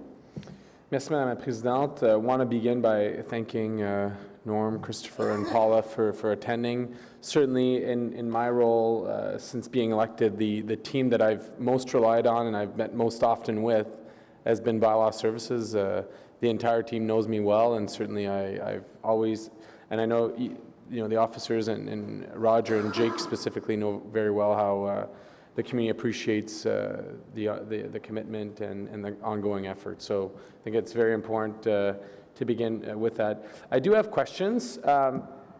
When I read I was surprised by the KPMG report, and the component that was surprising to me was looking at the other jurisdictions. And I wanted to know if you were aware of why they chose Toronto, Hamilton, and Windsor as comparators. Was there specific reasons for that? And just wanted to know. Madam Chair, yeah, so we did provide those to KPMG through some discussion. We often compare ourselves to Toronto whenever we're doing a benchmarking exercise. It's very difficult for bylaw and regulatory services here in Ottawa to compare to any other service in the province. We're very unique in the way that we do and what we do. So and just the geographical area that we cover. So. Nobody else in the province has similar hours of operation, so it's difficult to compare. But those were the closest that we could use for benchmarking. And again, it's not just the KPMG service review. Whenever we do a benchmarking exercise, it's typically those 3 municipalities that we use. And then a follow-up to that, when we saw the analysis of the revenue sources for those services, I was surprised to see that we were unique, that 100% of our revenue came from the service itself and weren't base funding. So I don't know if you could comment on that. Is obviously a beast of amalgamation and probably in many ways, but is there, why wouldn't we have base funding and it would entirely be based on revenue? Chair, that's actually a good question, and I think we'd have to look historically, and I think the councillor is right. I think it is, as you describe, a beast of amalgamation. There were previous models and previous cities that existed before amalgamation, so it's just been a continuity, and as we've moved as an organization forward, and there have been pressures, bylaws always been under that mantra that we had to bring in the revenue to offset our operating costs, and that's just been the model. There hasn't been any, I don't think, more thought. What you see before you today actually is, I believe, the first time, and it's as a result of a lot of discussion that we've had with many of you around the table, performance metrics, relooking how we're doing things, some of the policy issues. So this was the first time we got KPMG, we took your comments, we looked at this globally, and what we're saying, this is how we want to move the organization forward. So bylaw can be a proper regulatory agency, and I know there were delegations talking about challenges with regards to proactive enforcement. Yes, we are reactive service, but this is now giving us some capacity, and some of the challenges that you've had in your community, other councillors, we now have tiger forces that we work with other agencies to start doing that type of work. So I think you're seeing that transition there, and I know I'm going a little further than your question, but I think it's important from a context perspective. So directly to the question, it's truly, that's the model that we've inherited. And I think you touched on an interesting point, which is establishing priorities. I think that's the first indicator for us to start knowing where we trend. I'd love to hear from you a little more specific to the calls per officers. I know you kind of described each jurisdiction as their own working hours and their own enforcement regulations, but where I'm concerned is we're now formalizing these 22 officers. I'm supportive of probably way more than that, but want to know the numbers that were provided are from I believe the report that KPMG reviewed was numbers from 2016, 2017.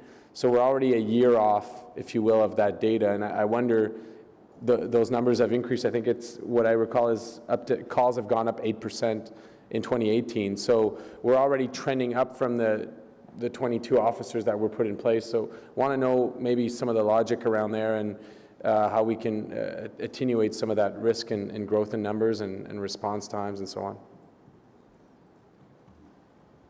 Madam Chair, so a couple parts to that question. So first, I'll address the increase in service requests. So just to clarify, so the KPMG report focuses on 2016 data only. data from 2011 to 2016, so the end of 2016. We've seen an 11,000 service request increase, so about 14.5% since that report was provided. And again, this year we've seen already a 5,000 service requests increase just in the first half of this year compared to the first half of last year. So significant increases. Your second part of your question was the call per officer. So I can tell you that by average, calls per officer here in Ottawa is about 850 calls per officer. That's nearly double what other municipalities, the officers in other municipalities handle. And more specifically, when it comes to property standards officers, most of our property standards officers are handling well over 1,000 calls per officer. So I want to understand that we have a report that I believe will be carried, but it feels like we're already behind, right? Like the numbers were from, the adjustment was from 2016 in many ways, and now we find ourselves 2-3 years later, continued growth. I have concern as a committee member as to how do we continue to, if the calls trend upward, to give the resources to the team that are needed. Chair, the councillor brings a good point up, and it was part of the debate as we were preparing to bring this forward, and the team looked at that closely. One thing we knew we didn't have was a baseline. There was nothing there. So that's what this finally establishes, performance metrics, response time standards, that type of thing. So that gives us a baseline to be forward, to bring to you right now. I guess the direct answer is this will now allow us in the next budget cycle to look at how those performance standards are trending. And for the first time, we're going to be giving you evidence-based decision-making based on reality and facts and performance metrics with regards to, we believe now the service requires more resources or doesn't. As well, there's another element that we still don't have, so we're a little hesitant to kind of go there because we're now leveraging a lot of new technology that we're starting to implement, which we think are going to give us also some performance advantages that may also offset some of the growth. So the simple answer is, for the first time, like you saw in other services, and I know you were one of the councillors that was telling us this often, was can we not have like paramedic services? I know priority 1 calls, and so we're going to have that now. You've got a baseline, and we feel that as we leverage the new technology, we'll be able to every budget year come to you and say, yeah, here's our performance standards. We're meeting them or we're not, and if we're not, then we're going to have the analysis of why we're not and the recommendations forward to you. So we feel that we had initially, as we were doing this work, we authorized the 22 temporary FTEs. Let's get that running, see what it does, run it for a year. We know what the performance is, and then we'll be able to come to you. So this next budget cycle, as we do the analysis of the call volume this year, for the budget report this year, if we feel we have pressures, then we'll be able to bring it to you. And it's on an evidence-based analysis. So that's why there is that little gap now, but we feel we're in a position where you'll have good information to make decisions that you may need to make in the broader corporate setting. So I think your points are fair. I think it's important for this committee to stay honest to those. That's aspirational for me. It is a fulsome report, and I think it's important to state that at committee. The other thing that I would love to see in terms of our trends and numbers and so on is, it's great to see volume of call. It's great to see the priorities met. But where we don't see is the repeat offenders and the types of call that are repeated and continue to boggle down some of our resources. So I'd love for us to put a little deeper data depth in terms of addresses or type of offense that seem to reoccur. And I'm really talking about property maintenance, property standards, which weigh heavy on officers, and garbage, which weigh heavy on officers' time. So I'm not looking for comments. These are just aspirational going forward on the data and on the structure that could be needed. Thank you. Councillor Eglay? Thank you very much. I don't so much have questions as comments on the report and the recommendations, and I guess the first comment is just simply thank you. I don't think people realize all the various things that you do, including getting bears out of the downtown and dealing with grass that's too long on a neighbor's lawn. You often get asked to stand between neighbors who won't or can't speak to one another, and I question whether that's necessarily the best use of time and resources, but it's a role that you fulfill and a role that you do very well. I particularly want to shine a light on, we've talked a lot about enforcement, but I particularly want to shine a light on the approach of the service to problem solving, to a collaborative, negotiated kind of settlement or resolution to a problem, because I think those are the sorts of solutions that work better and last longer. And I know that all the officers in your service, from Roger, you all down, take that approach and work with residents and work with businesses. So it's not all about levying a fine or issuing a ticket, but it's about getting down to solving the actual problem. And so I just, as a counselor who deals with you guys on a regular basis, I want to say thank you for that, because I think that's important work that you do and a lot more sustaining and long-lasting than simply sitting there and pulling out your pad and writing a ticket. At the same time, I appreciate that takes time. It takes resources to use that approach, which again is, I think, much more community-friendly, much more sustainable. So I have no issue whatsoever supporting the addition of the 15 officers. I think, though, what we need to do, and I hope I'm not straying out of the topic, but I know that the work plan is coming up, and as part of the work plan, you're going to be looking at new and different bylaws and enhancing existing bylaws. So I think this is a discussion we need to have when that's all done as well. And when you're in a better position to say, we're saying we need a new bylaw on this, and our anticipation is that if we're going to have to enforce these additional or work with the community on these additional issues, we're going to need 2 officers for this and 3 officers for that. So I think it's just the beginning of that discussion. Again, I have no problem whatsoever supporting the 15. I'm not comfortable going beyond that, and you and I have talked about that a little bit, Mr. DeMonte, because you don't know what your needs are yet. So, but I guess what I'm saying is the door is open when you know when your needs are, what your needs are going to be. Come back to this committee, have that discussion about how many more officers you might need or how the officers you have may be differently deployed. So, thank you very much. Thank you. Any other questions? No? Okay. Fantastic. Thank you very much. I appreciate all the hard work that you're doing and answering all of our questions here today.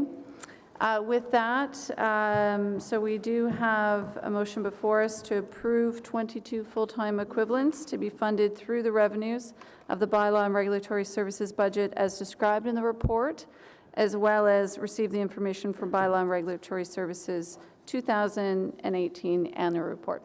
Carried?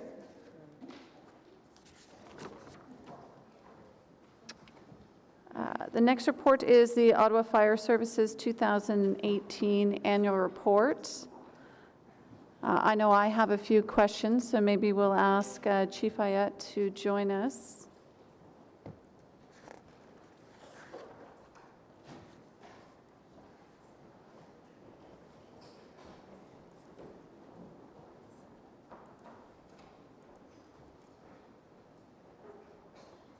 Terrific.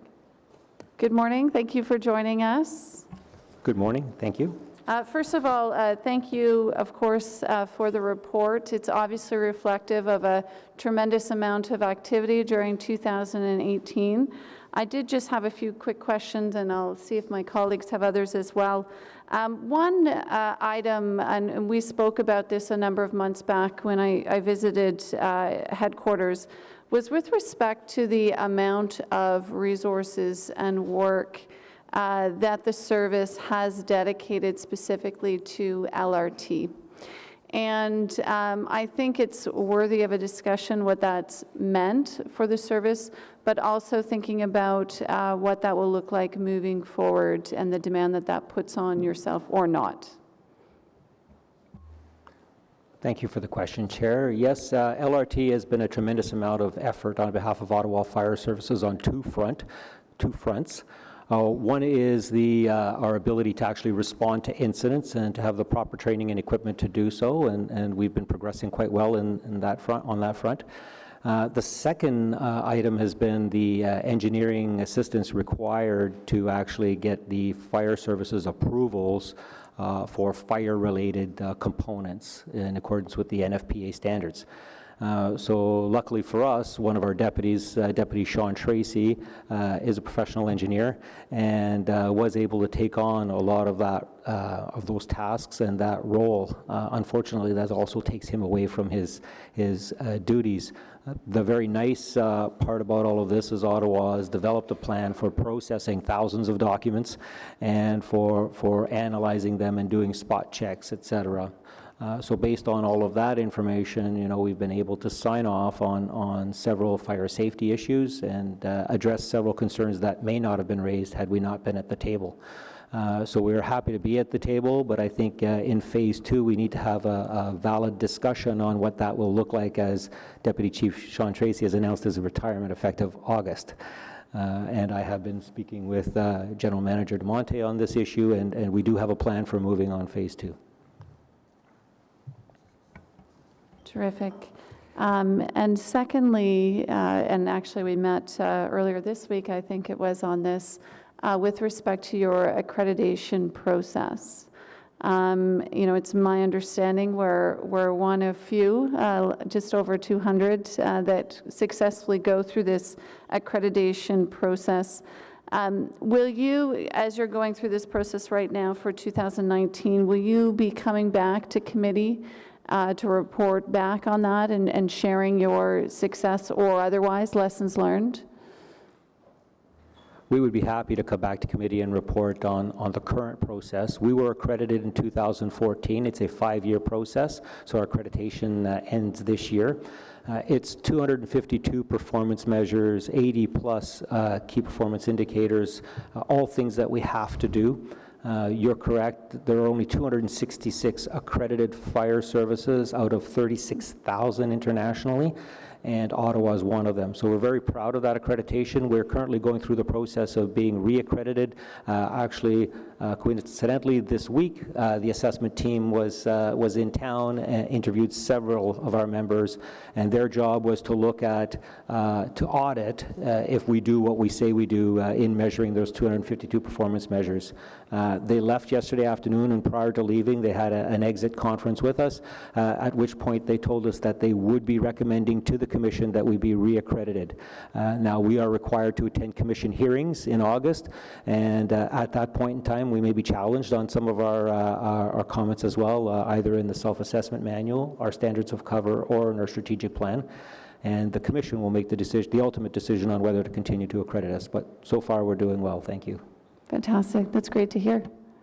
Any further questions from my colleagues? Councillor Deans? Well, Madam Chair, just to follow up to the question you asked, because I find that fascinating how we might service a disaster in the tunnel, and you said that there's been an acquisition of new equipment. So what would that look like? I have to tell you, I'm getting images of a ride at Orlando one time where they simulated an earthquake in a tunnel. So if we were to have something like an earthquake here, how would we get people out of that tunnel? Is there a plan for that, and what kind of equipment do we have? Yes, you know, there's comprehensive assessments made on those factors. The risk assessment, there's a group from LRT, et cetera, which we participated in doing full risk assessments on all the possible risks associated with it.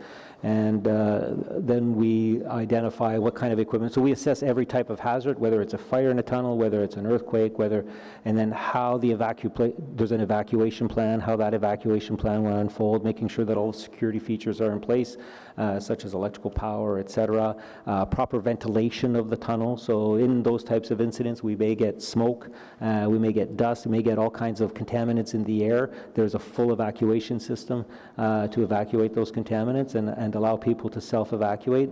as we're going in to also help those who may not be able to self-evacuate. So, let's hope we're never faced with any of those situations. And if we are, I believe that we're on the right path to being prepared. But what kind of equipment did we have to acquire, and what did it cost? Well, again, I don't have all of the specifics with regard to specific equipment, but we have special lifting capabilities with regards to should the train have gone off its tracks, let's say in an earthquake type situation, and someone were trapped which required the train to be lifting. We have lifting capabilities where we can lift the train off the ground or off the tracks in order to access people who are stuck beneath it. We did a recent exercise where we tested that equipment in a real-life type situation and showed that it is successful. So that cost just over $100,000 for that equipment itself, and it was purchased for us. So again, other equipment with our partners in the paramedic service, our police services, specific stretchers, it's specific equipment that they may need with regards to how to respond, access to visual videos from various different command centers, so that we get really good situational awareness of what we're dealing with when a situation arises, and having that information passed on to us with proper radio communications, et cetera. So does the acquisition of specialized equipment come out of the LRT budget or out of the fire services budget? So it comes out of the LRT budget initially, so they would have purchased that equipment for us, but some of the training we have to provide ourselves, and we've been moving forward on that as a requirement of the services we provide. Thank you. Thank you. Councillor Fleury? Very brief. I want to personally thank you for making residents of Ottawa proud, and for the men and women that go out in harm's way, that it be the fires in the market, the tornadoes, the flooding. Certainly the entire team is I don't want to use the word reliable because it's not a fair assessment, but you're always there. You're always there, and there's not an appropriate word to say that. But want to understand, so Councillor Deans was on to a specific question, but your preparation for the opening of light rail, the training schedules are on track and completed. I think residents of Ottawa want to ensure that that's in place, or that you're well underway. Certainly. Thank you. Through you, Chair. First, with regards to the kudos to our team, we have a great team, and it's not just the Ottawa Fire Service team; it's the city team. One city, one team, and we certainly have seen that through these disasters, not only through our emergency response partners, but through all city employees. And I'm so very, very proud to be part of this city and to be employed by this city. So I will accept that on behalf of all city employees and not just the fire service. With regards to your second question, yes, we have been training. It's an ongoing process, just like everything we do with regards to training, is we set up initial training, we do reviews of best practices, and then we actually do exercises to test our training, but it's an evolution, and it requires us to look at other possibilities and then continue to train annually on those possibilities. So are we prepared for every eventuality? Probably not, but we're very prepared for the startup of the LRT. Chair, if I just may add, the Chief's being a little modest, and Councillor Chair Deans' question as well, too, from an LRT perspective. And we don't make this publicly known, but we've been not only training our people and doing equipment, we've been doing table talks, exercises, but we've been our teams have been in the LRT during the construction phase for orientation, testing, radio systems. The Chief alluded to, and these are lessons learned from the London fire that they had in their underground, et cetera, ventilation, and all those things have been practiced, and we've done live exercises in the tunnels with patients trapped under the LRT and the fire service with their specialized equipment and how that works and how the team, so this is like a new area. So that has been ongoing. We're very confident of our processes that are in place, and for the launch of LRT, we even have our Emergency Operations Center that will be spooled up for that day for any eventuality, and again, not in a public forum, I don't want to necessarily talk, but when these types of systems are uploaded promoted and put in place, there's all sorts of things that could happen. So whether it's, you know, an eventuality of somebody a suicide or other issues. So I can assure you that we've been working throughout, as you've been focused on getting the LRT up and running, we've been assuring that once that's up and running, our community will be safe, and then any eventuality we're ready to attack and to intervene. So across the board, that has been, so I can reassure you there, and the chief's being very modest. Him, the paramedic chief, the police chief, and all of and our LRT partners have been on this since day one. Okay, thank you. And my final question relates to the portion of diversity and inclusion that you have in the report. It's great that that is front and center and that's present. I would love, though, if you're able to follow up with me and just make sure, I'd love to see what the outreach plan is, because certainly the face of Ottawa is changing, and want to make sure that all our services reflect that as well. I would be happy to meet with you or any other councillor who wish more information on diversity. It is a challenging area for us, and we certainly are committed to try to make it a more inclusive and diverse employee reflective of our community. Thank you. Thank you. Any further questions? Seeing none. Thank you very much. Thank you. And on the report, carried.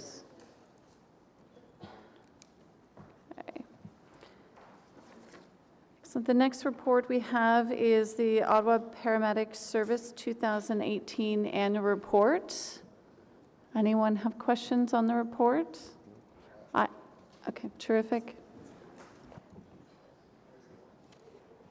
I see Chief Cassidy has joined us. Thank you. I'll pass it to Councillor El-Shantiri.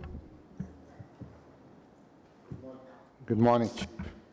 And thank you for being here this morning. My question is basically on the success rate of, I understand in the report 2018, increased 3.4% call for service. And in the past, we had a, if you want to call it threshold, time for response for priority one calls.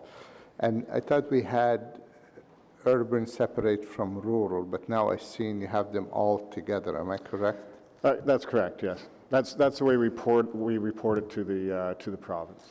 I understand that, Chief, but the problem is somebody would read this report and say, well, you're supposed to respond to Galata or Vidon Acre in 8 minutes. So even the ambulance, if it was in West Carleton, will take 15 or 20 minutes to get to that call, even if they were there ready to go.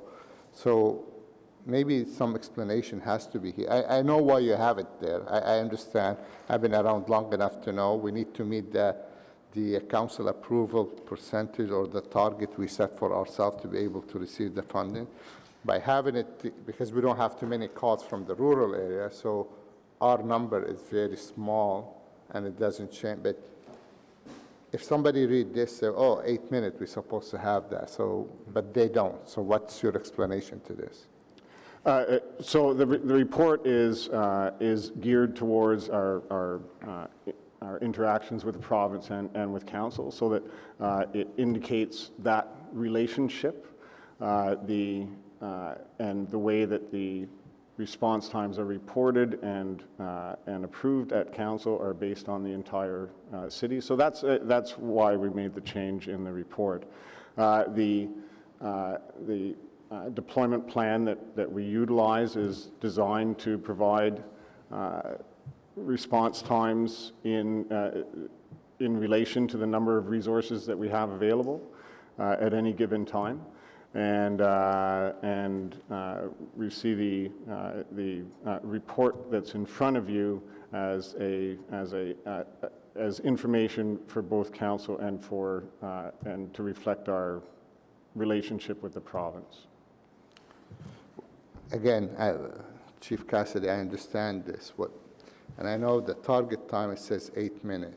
Council approved percent is 75. So basically, you need to meet your 75%, and some places you did. 2016 you did, in 2015, 2016, 2017 you did 28. But my question is, when when someone read this report, it's not separating the rural area from the rest of the city. It doesn't designate any specific area in the city. No, it doesn't. So in the past, we used to receive report from you folks, and tell us the word by word what the call for service was, how many times you met the target, how many call for priority 1, or whatever you guys use the term, CATS 1, 3, or 2, or 3. We need that report. We need to be able to have it. So, because as you know, and I think most of my colleagues know, some of the rural municipality, they start to show, and I know this is, you're gonna tell me that's the province that I get all this. Sure. Yeah. But nevertheless, if I was a taxpayer in Renfrew County, I will be annoyed to know so many calls in West Carleton or in the west part of the city been picked up by Renfrew, and the south is the same, the east is the same. We have to do better job telling the public, well, that's a ministry and they set the call and the nearest ambulance has to pick up that call. I don't think that's really good enough. At the end of the day, we have to do our own and provide our own service to our community, not depend on other municipality. Point taken, Councillor, and we certainly have access to that data, and we can produce that data if that's the request of the council. Sure. Just briefly on the intermunicipal kind of process there, the design of that system is there very specifically to provide for those instances where ambulances are otherwise occupied, and is not necessarily intended as a municipal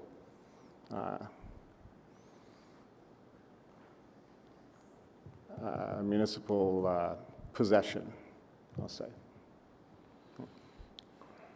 The province has specifically put in that assignment policy protocol.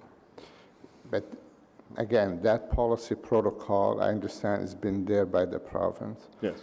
Our paramedic, I don't think they have any business to go to Renfrew, but Renfrew has to come to Ottawa because we have 5-6 hospitals in Ottawa. Sure.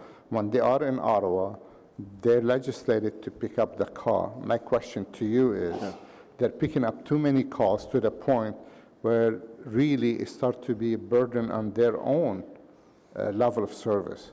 We have to do something to help them as well.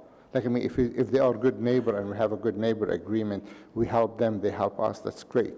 But you know as well as I do, we do very little in their area as much as they do in our area. Yes, certainly, and although the calls do exist, we do go to all the surrounding areas, and I think you've hit the point right on the head. The destination of patients from outside the city of Ottawa into the core of the city certainly exposes those extra municipal assets to that policy. Okay, the other, and I know adding, and we are adding paramedic, and God knows we're adding quite a bit actually every year, but it doesn't seem we're really achieving a lot from this, you know, from the 70 to early 80% of success, especially in some area. I know downtown you might be able to achieve it right in the core because the ambulance next door to it. But other venue we had used in the past, a nurse at the hospital to release the paramedic right away. We have the community paramedic in West Carleton. Had that been still in discussion with the province to continue on that service? Yes, absolutely, Councillor. There's a number of initiatives to avoid transport to hospitals. We look for and participate in any initiative that we might conceive of or be approached about to provide care in the home, in the community, prior to transport to the hospital. It saves everybody, and including the hospitals, and including there's an impact on that. Any resource conservation that we can achieve will assist in the previous situation that you were describing as well. Well, The act, the Ambulance Act that allowed for, or that the Ambulance Act changes that allow for more freedom for paramedic services to engage in those activities in the community has not actually been proclaimed yet. But we are speaking with the ministry along those lines. We want to pursue those activities because we really see that as the future sustainable process for emergency services. Well, thank you, Chief Cassidy, and on behalf of, first of all, thank you to you and to your team.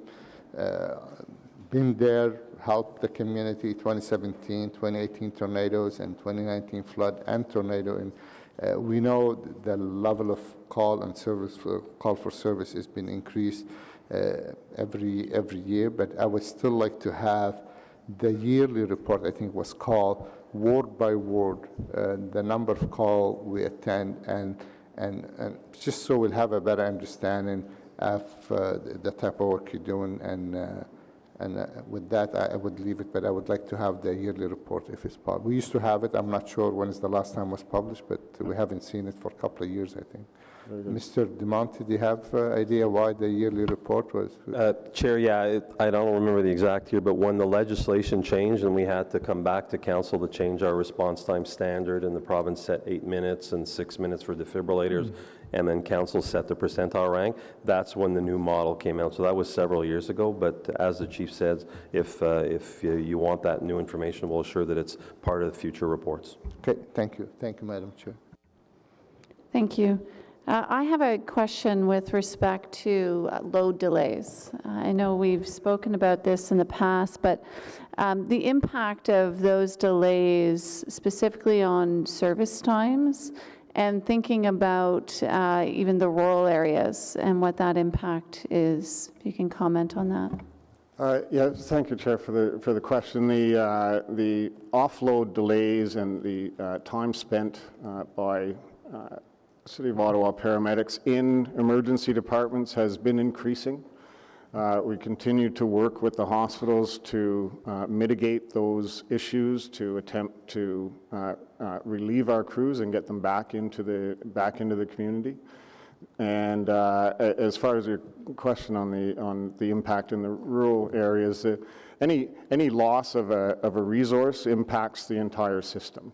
And as those, so the impact of 15 or 17 or 20 ambulances in the emergency departments, when we can adequately cover the city with between 12 and 15 resources, has a serious impact on the response time performance and the availability of those resources. The perspective is that there are at peak 54 ambulances on duty during the day, and we can have 20 to 30% of those vehicles in the hospitals instead of in the community.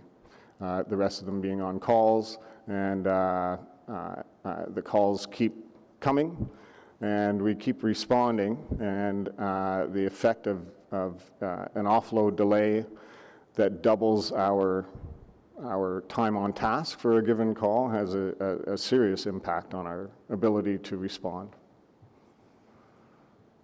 And maybe to follow on to that, what measures are we taking, or what steps are we looking at to try to mitigate that? I know it's complex, obviously, but it is and it isn't. Really, we need to have the hospitals accept responsibility immediately for the patients as they arrive. There is a theoretical and legal transfer of responsibility at the threshold of the hospital. But if the nurse is not available, we're left standing and waiting. The hospitals have, I say we're working closely with them. I spoke with them yesterday. I'll speak with them again today. We're working on plans to enable that departure of our paramedics as quickly as possible, and that's with the help of the hospitals who have committed to hiring nurses and different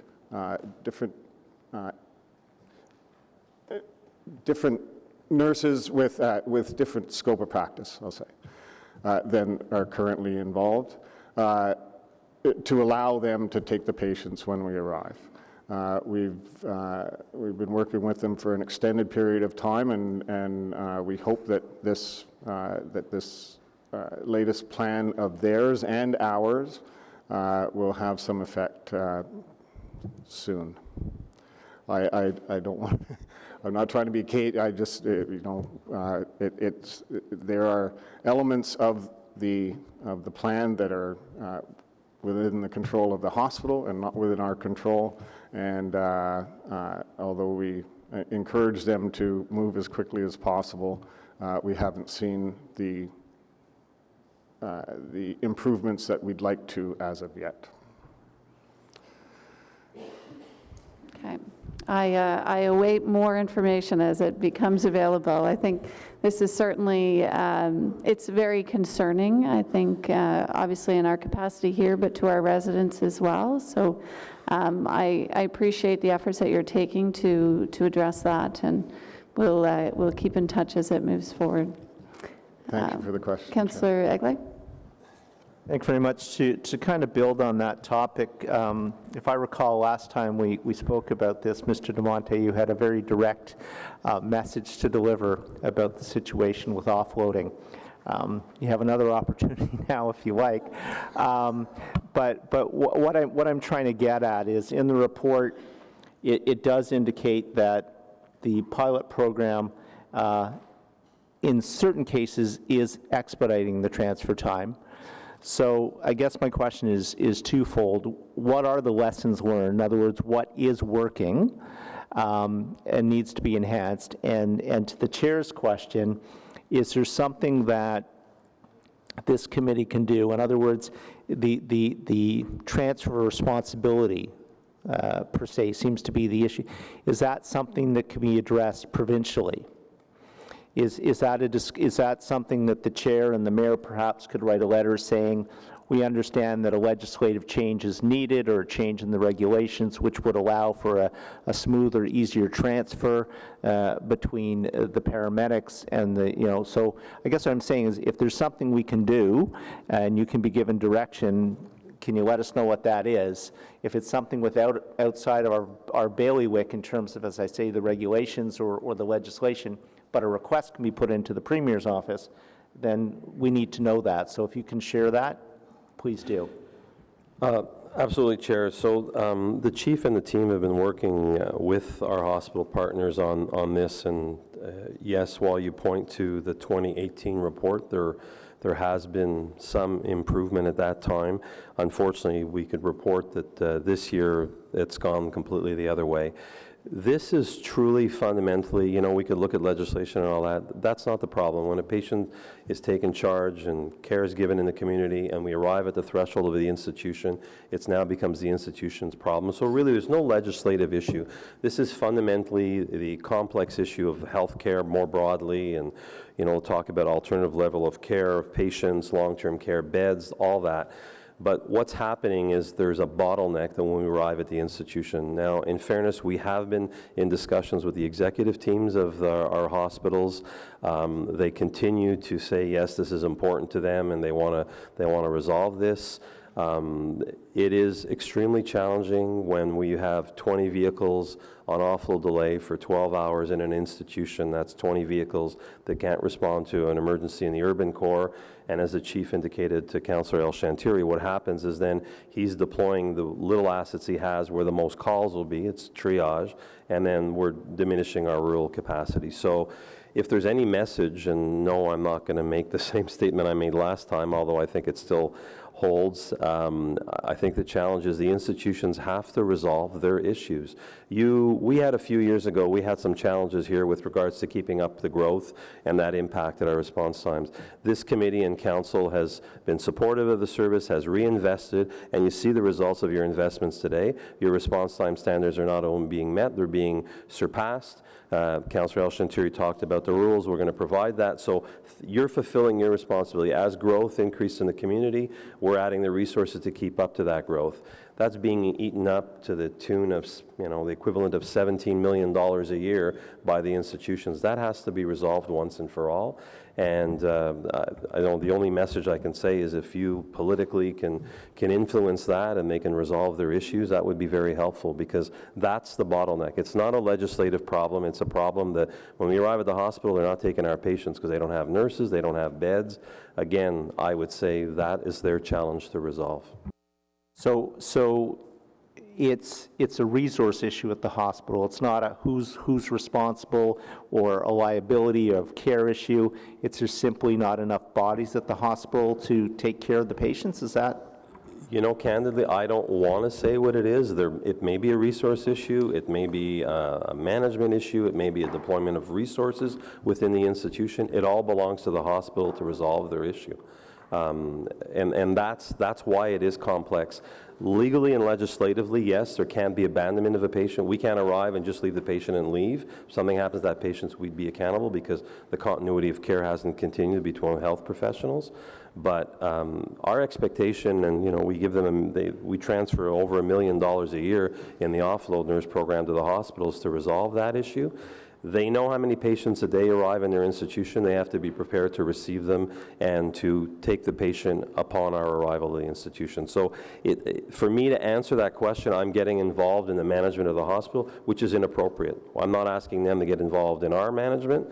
We come to you and we have needs. You fulfill those needs and we respond to the needs of the community. And the chief and his team have been doing that continuously. So it's a little bit more than that. The priority has to be that emergency room, and they have to resolve their issue. Just one very quick follow-up question. So, Mr. Monti, if we took the weight piece out of it, what is the optimum time for an ambulance operator, for a paramedic? In other words, to do what you need to do, what you legislatively have to do, fill out the forms. How fast? I guess what I'm saying is, how fast should it work in a perfect world? Once we arrive, we should be loading the stretcher back into the ambulance within 30 minutes. So that's you may have to repackage the patient a little bit in the back of the vehicle before you get out. You have to make that preparation to go outside and back in. Enter the facility, give your report, transfer the patient to a hospital asset, a chair or a stretcher. Cleanup, which is these days is a lot more complex than when I was doing it. There are our health and safety requirements are quite a bit more stringent than they used to be. And then documentation and put the equipment back in the vehicle and out. That should generally take about 30 minutes, depending on the case and the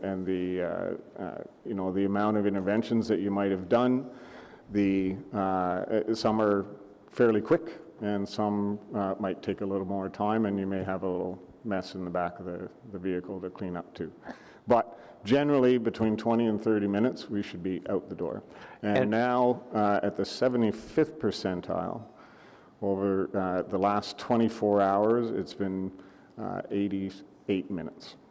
It's been how long, sir? 88 minutes. So more than double what you think is Yes, adequate? Sir. Yes, sir. Okay, thank you for that. Thank you. Councillor Meehan? Thank you. I guess I don't want to dwell on this too much, but from the report, it says like 35,000 hours are spent with our paramedics sitting, waiting to offload patients. We've been talking about this problem for many, many years. And I know that the paramedics service and the hospitals have been doing this dance, trying to figure out how they're going to solve it.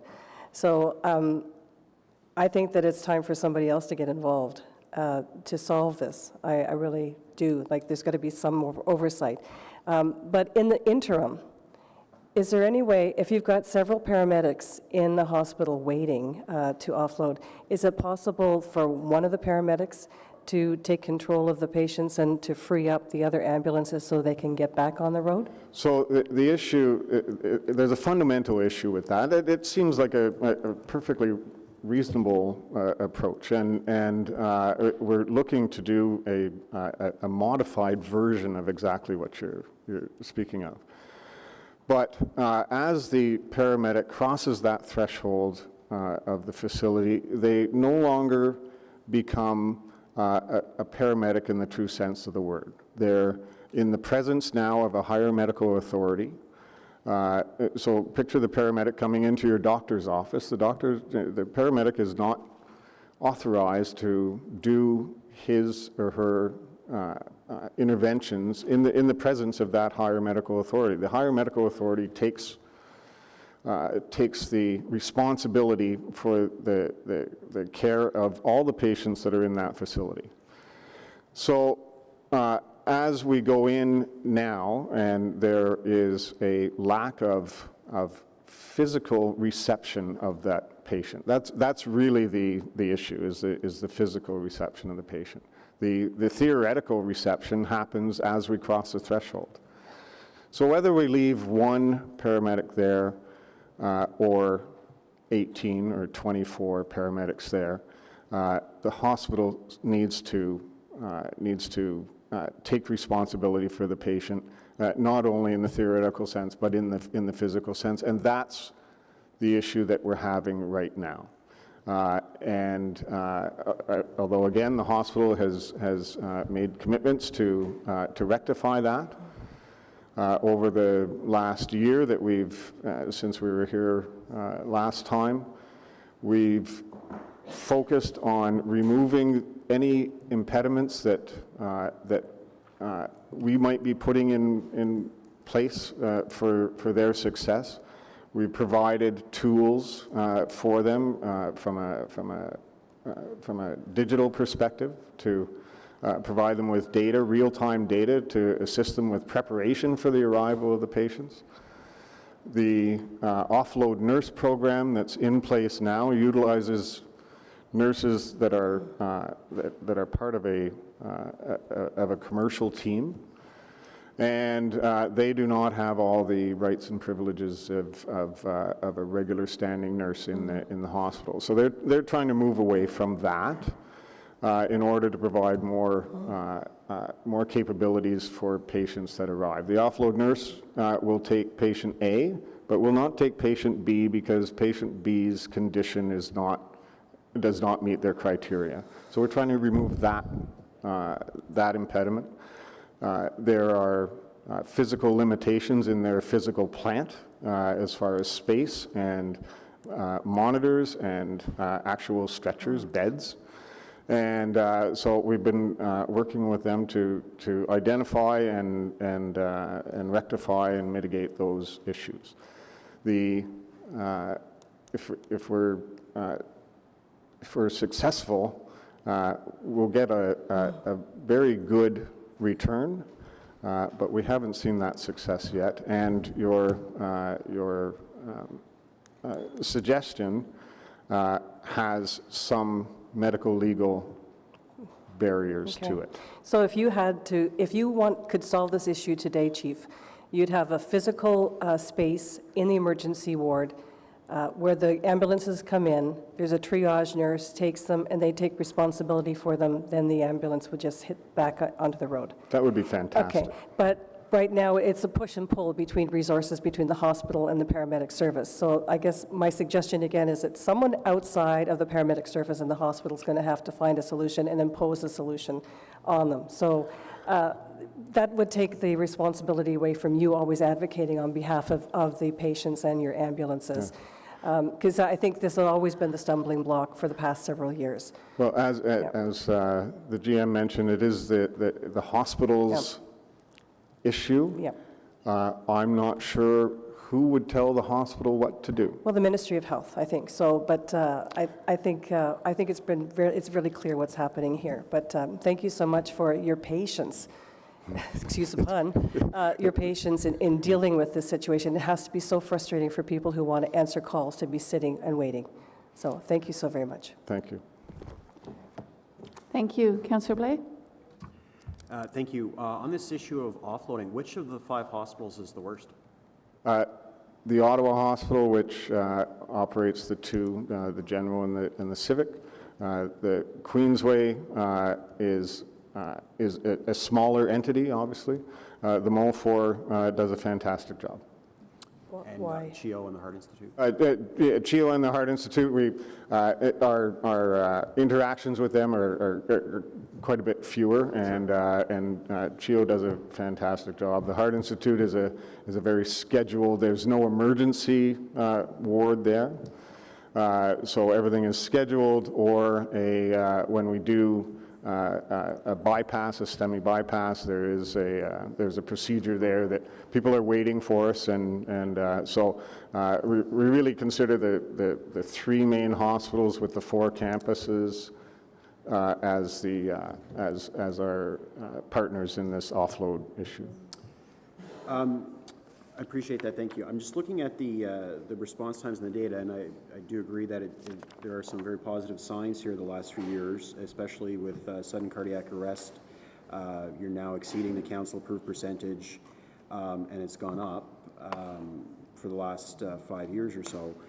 My concern, though, is on the next page, on the call processing times, the trend over 5 years is getting worse. You know, there's a 1-year increase this year, but over 5 years it's trending down.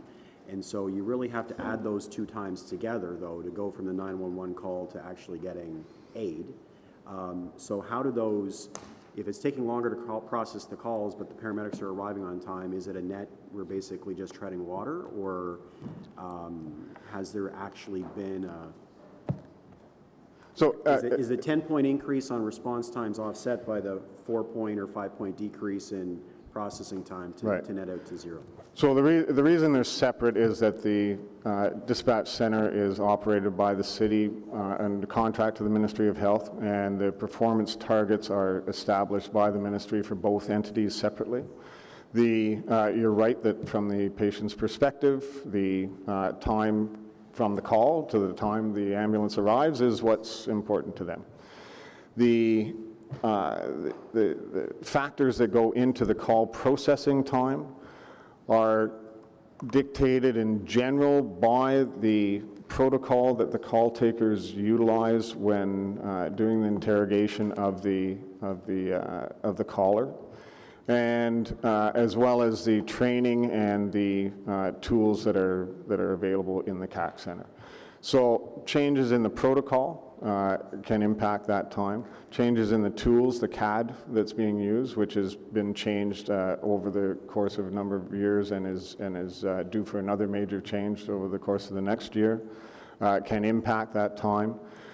The importance of getting that call taking right is can't really be understated. It is the trigger to the assignment of the call and the assignment of the call to the correct resource, and whether or not that call can be preempted for another or held for a period of time. So it's a very important phase of the call. We anticipate a change in both the CAD and in the protocol in the next probably in the next couple of years. MPDS is the protocol that I'm talking about. So we should see that time come down after the implementation of the new processes, as well as an internal push to less talk on radio and more digital communication through direct CAD to vehicle communications. What's the policy reason to have a different target for call transfer time to actually physical response time? So your CTAS 1 call processing time target is 80%, sudden cardiac arrest is 75%. Your actual response time targets are 65%. And 75%. Your response time targets are lower than your call processing time targets. I'm wondering what the policy reason is to have a different target for processing the call to actually responding to the call by the paramedic. The calls are retroactively categorized depending on how what their priority was. And the difference in time targets, one time is set by council, our response time target. The other time is set through the province. Yeah, And sorry if I may, yeah. I'm wondering what rationale you gave us to approve. Yeah, if I may, through you, we didn't give you rationale to approve and I think the policy is made by the province of Ontario.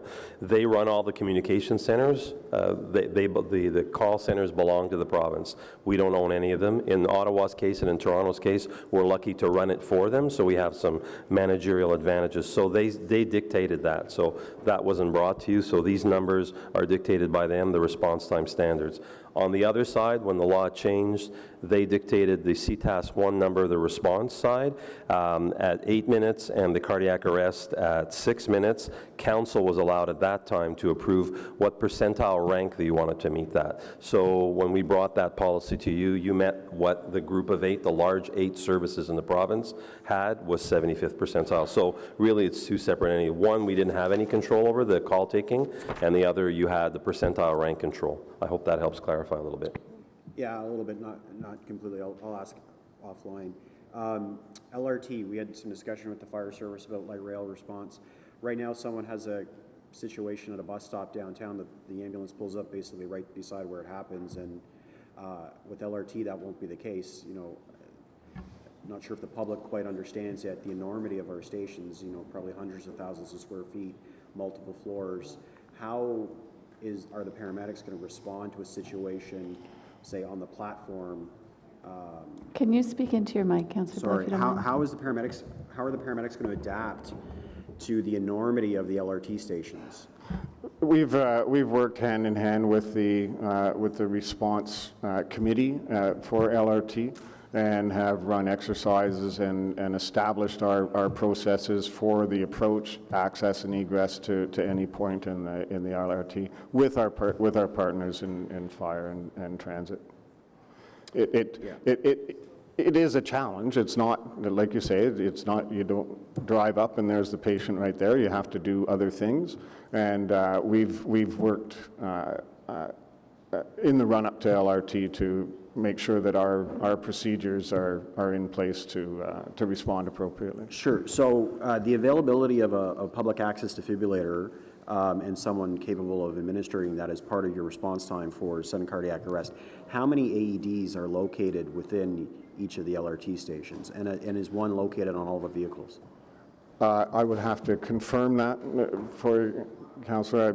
I'm very sure that AEDs are placed within the LRT system. Well, I know that they are. They're required to be. I'm asking how many. As I said, the light rail stations are 3 floors in height. I'll get you that hundreds of information. meters long, Yeah. right? So yeah, I'll get you the information. That'd be very helpful. Thank you. Thank you. Any further questions? Okay. Seeing none, thank you very much. Appreciate you joining us here today. On the report, carried. Okay. The next report we have is the harmonization of smoke-free bylaws. Noting there was a letter received on this from Smoke Free Ottawa that was circulated. And I believe Councillor Fleury has a motion on this as well. I'm not sure where he's gone.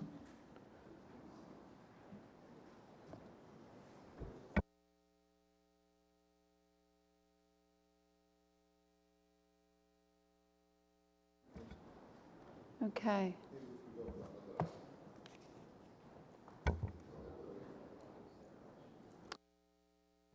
Maybe we'll move on, then we'll come back to this once Councillor Fleury's rejoined us. We'll move on to number 8, which is the Ottawa Music Strategy Implementation Update. We'll come. Okay. Musical chairs here. Okay, so we're back on number 8, harmonization of smoke-free bylaws. And I believe Councillor Fleury has a motion. Yes. Thank you, Madam Chair. I just want to preface, last council, I was on Ottawa Public Health, and we did work that my colleague Eli was bringing up earlier relating to the hookah lounges, which tied into the bylaw work, and certainly there's a continued appetite at the city to lead on that frontier and to make sure that all of our policies align. With the legalization of marijuana, with the e-cigarettes, with the hookah pressures. So really happy to see the report and the alignment of those bylaws, but we also want to make sure that other public agencies that own the same type of physical environments align with us as well. So I want to assure committee members that first and foremost, as chair of Ottawa Community Housing, we have a board tonight. We're bringing that, the bylaws that are being changed at the city, we're bringing that to OCH because Ottawa Community Housing does own parks and want to make sure that our policies align. And as we do not direct the National Capital Commission, I want us to inform the National Capital Commission of our changes. I've spoken to le premier dirigeant, I'm sorry, I don't know how to say that in English, but our former colleague, who is also aware of these changes and want to make sure that we convey them through committee. So I have a motion here to support for smoke-free and vape-free policies and federally owned properties, whereas outdoor municipal properties include municipal parks, beaches, and the areas surrounding municipal buildings are smoke and vapor-free, enabling members of the public to congregate free of secondhand smoke and vapor, whereas there is a desire to encourage federal departments and agencies that administer, manage, and program activities on federal properties where members of the public may congregate to initiate or continue review of their policies with the view of creating and supporting smoke-free and vapor-free public spaces. Be it resolved that the CPS committee recommend that council petition the National Capital Commission, Parks Canada Agency, Canadian Heritage, and other federal departments and agencies that administer, manage, or program activities on federal properties where members of the public congregate to put into place policies that create and support smoke-free and vape-free public places on federally owned properties. Be it further resolved that the mayor communicates such council petition to the chairperson and the executive and the chief executive officer of the National Capital Commission, as well as the responsible ministers for Parks Canada, Heritage Canada, and any other appropriate federal department and agencies. Thank you. On the motion? Carrie? I just want to thank Valerie Bietlo and the entire team for their work on this report. Absolutely. And any questions on the report itself? No? Carried? Carried? Fantastic. Okay, moving on to number 9, which is the Ottawa Music Strategy Implementation Update. Questions on this report? Carried? Carried? Okay, moving on then to number 10, which is the Royal Swan Program Update. I believe we have 2 delegations on this item, so we can start with those. The first individual is Mark Davidson. Following Mark is Clarence Dungy. Thank you for joining us, Mark. You have 5 minutes. Thank you, Chair. Yes, my name is Mark Davidson. I'm a resident of Ottawa, a longtime bird watcher, and an amateur naturalist. I want to provide the committee with some additional environmental perspective on this discussion on the future of the managed mute swan population in Ottawa. My presentation is based on information from authoritative sources such as the Canadian Wildlife Service and 2 editions of the Atlas of Breeding Birds of Ontario. Mute swans are categorized by the Canadian Wildlife Service as a non-native invasive species, which is why their management by the city is subject to Canadian Wildlife Service rules. Mute swans were introduced to North America at the end of the 19th century, often as a beautification project, I say in quotes, for private gardens and estates. Over time, some of these birds escaped or were intentionally released into the wild. Their numbers and range in the eastern USA along the Atlantic seaboard grew slowly in the 20th century. The first record of wild mute swans nesting in Ontario was in Halton County, west of Toronto, in 1958. In the following decades, wild swans expanded slowly along Lake Ontario and Lake Erie. Starting in the 1980s, however, numbers of mute swans increased dramatically in Ontario, including along the upper St. Lawrence River and into the Rideau River system. This is likely due to reductions in pollution, better protection for wetlands, as well as climate change.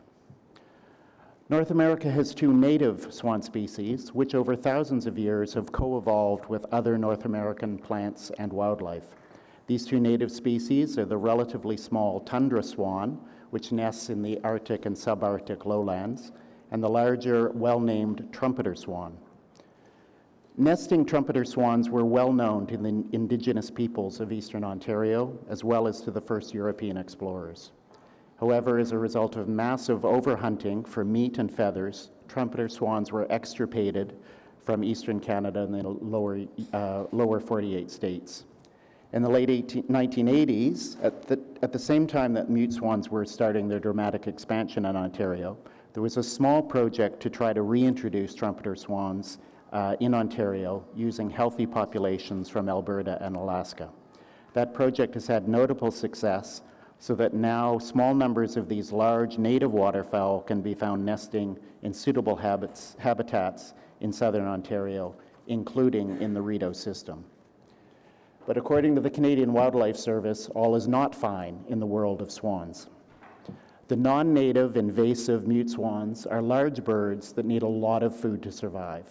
One bird can eat up to 40 kilos of submerged aquatic plants in a day, uprooting entire plants, which reduces food and habitat for other native waterfowl and wildlife. Feeding activities of large numbers of mute swans over time can damage or drastically alter wetland ecosystems. They're also a highly territorial species, with pairs aggressively defending their territory from other wetland-dependent birds and mammals. This aggressive behavior is most intense during nesting and brood rearing season. High-intensity interactions, such as physical attacks, can seriously injure or kill intruders. Mute swans and native swan species can also interbreed and produce hybrid offspring that can threaten the genetic integrity of trumpeter swans due to the overlap in breeding range and habitats. The City of Ottawa itself has a number of policies and statements underlining the importance of biodiversity and the risk of invasive non-native species to our ecosystems. It's true that mute swans are the descendants of swans gifted 52 years ago by the Queen, but it's also true that our understanding of the beauty and fragility of our natural areas has significantly advanced since then. We now better understand that healthy wetlands should be the home for diverse native wildlife which have co-evolved here, including the native trumpeter swans, which are making a comeback in Eastern Ontario. Knowing now what we do about the importance of native biodiversity, we should ask ourselves whether in 2019 we would accept a gift like this from the Queen. If not, then perhaps we should recognize that it's time for the city to end its anomalous support for this invasive and destructive species in the sensitive Rideau River ecosystem. Thank you very much. Thank you very much. I believe Councillor Eglay has a question. Well, a comment and a question. So first of all, thank you for the very well-researched presentation today. And I want to go back to one of the first things you said. So you're a bird watcher, you said. So I'm going to extrapolate from that you're a bird lover. Yes. And that the recommendation that you're making to us today is reflective of your concern for our natural system at large. You don't have a bone to pick, so to speak, with the swans, but it's about the whole ecosystem and the other species, both plant life and wildlife. That is why you're making the pitch to us today. You think overall the best thing to do for the overall ecosystem is to move the swans as is proposed in the report. Is that a fair? That's absolutely correct. From an ecological perspective, it's very anomalous that the city is supporting this unique small population of invasive, destructive waterfowl that are themselves impeding native species, both other waterfowl, mammals, fish, etc. Okay, thank you very much. Thank you. Councillor Meehan? Thank you, Chair.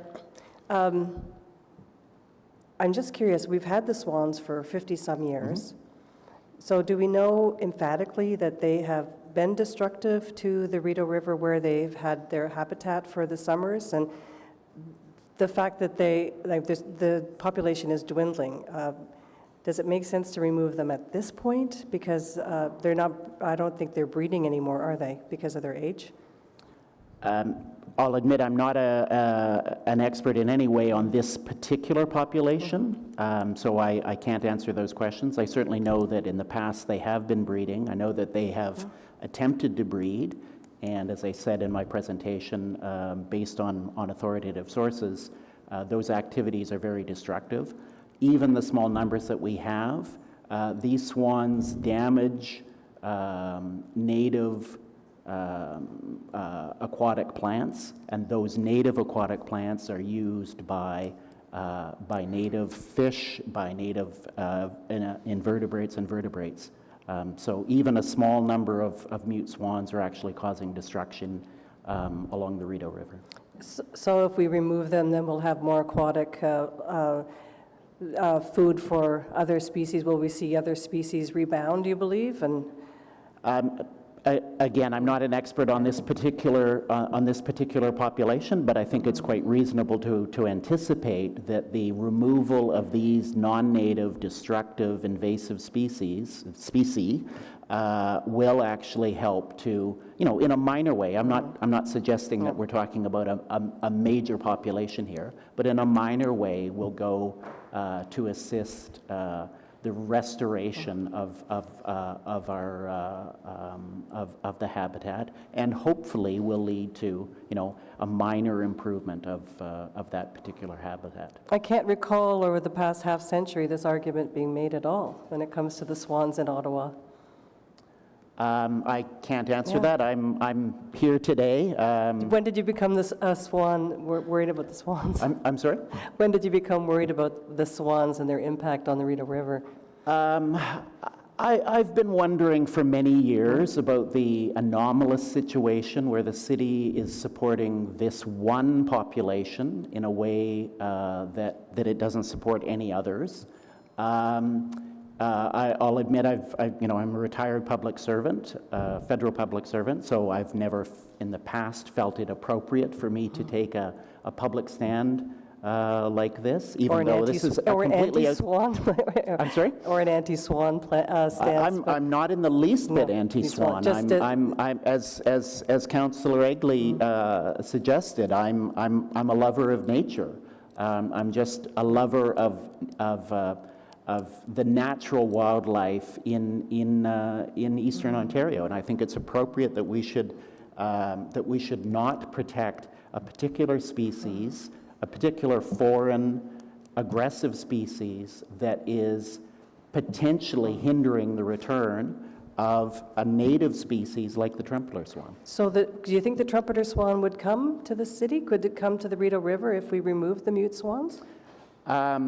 It's hard to speculate. The trumpeter swans are, based on what I've seen, based on the Breeding Bird Atlas of Ontario, they have been nesting in Eastern Ontario. There's indications that they are actually returning, based on local birdwatcher interactions, there's indications that they may be returning to the South March Highlands area, the Carp Hills, etc. So we could introduce them too, couldn't we?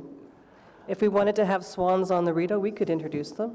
So there actually are trumpeter swans nesting in the Toronto Islands. So it's an example of a project, and I don't know that much of the history of that, but there's actually a project of trumpeter swans that have been reintroduced into a protected area not on the Toronto Islands, but rather on the Leslie Street Spit, which is just to the east of the islands.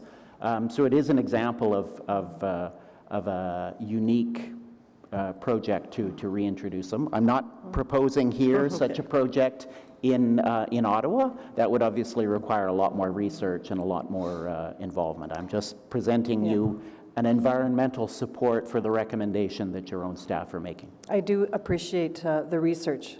It did provide a different perspective. I appreciate that. Thank you. Thank you. Thank you. Any other questions for the delegation? Sure. Councillor Dean? I'm by no means a swan expert, but I am fascinated by your argument. And I'm wondering, the St. Lawrence River, which is just sort of an hour north of us, or south of us, has a lot of swans that are there now. And I'm wondering, what species of swans would those be? So there are nesting populations of mute swans that have started to move into the upper St. Lawrence, so between Kingston and Gananoque, for example. There are also both tundra and trumpeter swans that are there in the winter. Tundra swans are heading north in the spring, and so they are actually nesting in the James Bay and Hudson's Bay lowlands, much in northern Ontario, and then trumpeter swan populations are also, as I said, moving into the area. The three species of swans will actually stay in our region where they can, in the winter, if they can find open water, and so that's why you'll see all three species along the St. Lawrence River and in parts of Lake Ontario, even into the winter. So it's not necessarily the cold, it's the open water Correct. that is a necessity for their Correct. survival. Thank you. Fascinating. Could I just ask one more question? The mute swans that we're seeing, that Diane's talking about, are they from our flock? Like, if they're an invasive species, where did they come from? So, quote, our flock, or the Ottawa flock, are controlled, subject to Canadian Wildlife Service rules. They're not allowed to breed.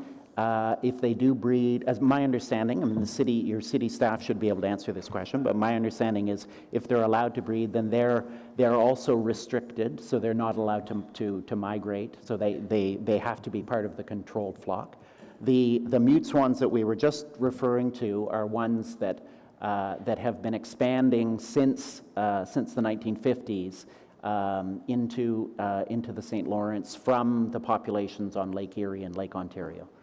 So those were ones that were originally introduced in the late 1800s as a result of this, as I called it, beautification project. That individuals thought that we should be introducing European species in order to beautify North American habitats. Clearly, I have a different perspective. Fantastic. Thank you very much. Thank you. It was very informative. And next we have Clarence Dungy. Possibly? Oh.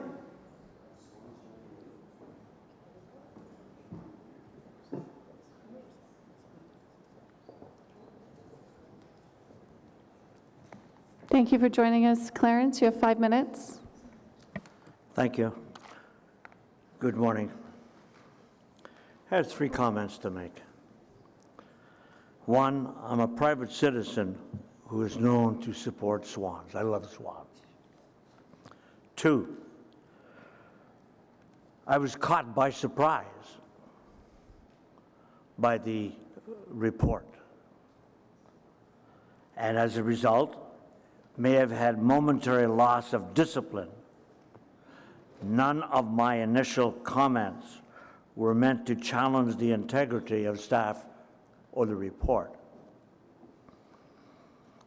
Not often I find myself in that position, and my good friends have reminded me of that. Having read the full report, I can now clearly state that support for this report should only be limited to the wild animal threats to the birds and their nestings. On that note, were I sitting in your seat, I would support the report. Thank you. Any questions? No? On the report? Carried. Thank you. Okay.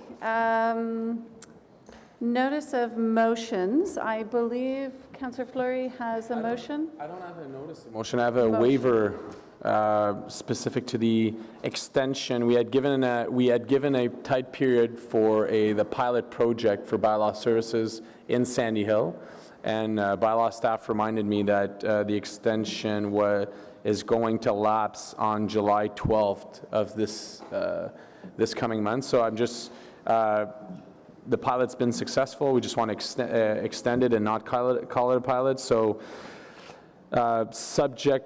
pursuant to subsection 89, the procedural bylaw, the following item be added to the agenda for today's meeting to allow this matter to rise to council for approval prior to the summer legislative break. On motion?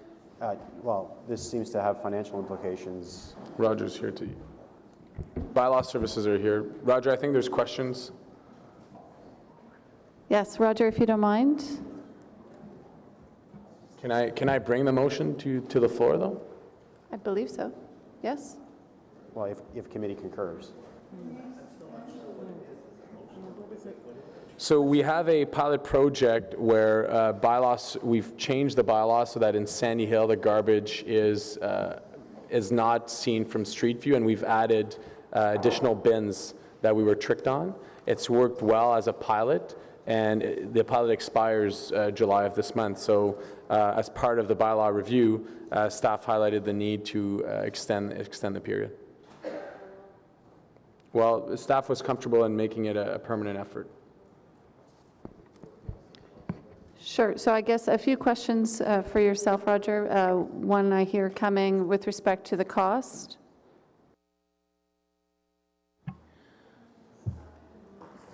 Okay. Apologies. So first, we need a motion to suspend the rules to let this motion be heard. Moved by Councillor Deans. Carried? Okay, thank you. And questions for yourself, Roger. Sorry, so Madam Chair, so the question is the cost of enforcing. So we've said in the motion that we'll continue to do the enforcement as resources permit. So as far as the pilot has operated over the last 2 years, I can't say it's been a complete success. We just haven't had the time to dedicate to the type of follow-up that's required on those calls. But I can say that the mechanisms by which they're written in the bylaws certainly have proven to be successful in using those as enforcement tools, particularly when we're dealing with other issues on the property. Do you want me to read the motion? Okay, I'll go to Councillor Luloff and then Councillor Eglai. Will us passing this bylaw today take resources out of other communities? Madam Chair, the answer to that would be no. We'll continue to do as resources permit with existing resources in Councillor Fleury's ward. Thank you. Councillor Eglai? Mine's a similar question. So, as you say, as they permit, is it permitted by diversion of something else? Madam Chair, given the sheer volume of calls in, excuse me, in Ward 12 currently, we do have 3 property standards officers that are dedicated to that ward. One specifically in Sandy Hill, and again, that's just given the sheer volume of calls. So that officer will continue to, as time permits, proactively address some of the garbage storage issues as they come up. So when you say within ward resources, so to Councillor Luloff's question, so you wouldn't send an officer that's patrol areas, Councillor Luloff's, over to Councillor Fleury's to deal with this or any other bylaw issue? Madam Chair, absolutely not. We have 3 officers working in Councillor Fleury's officers and Councillor Fleury's ward, and that will continue to do that. And I guess the follow-up question is, you've got 3 officers working in his ward. Is that the average for wards across the city? It's an odd question. Look at the volume of calls. I didn't ask you, Councillor. I asked the chief.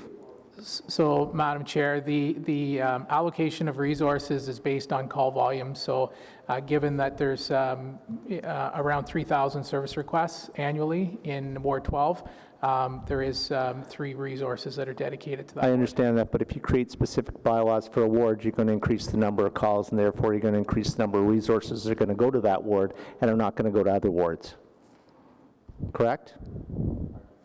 Again, I didn't ask you, Councillor.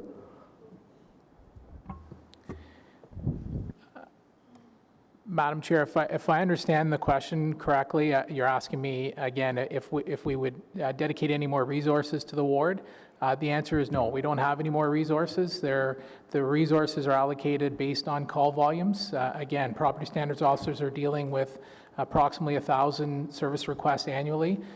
There are some officers that cover 2 wards, and that's, again, based on the service requests. So if there's 500 service requests in 2 different wards, then we have 1 officer covering those 2 wards.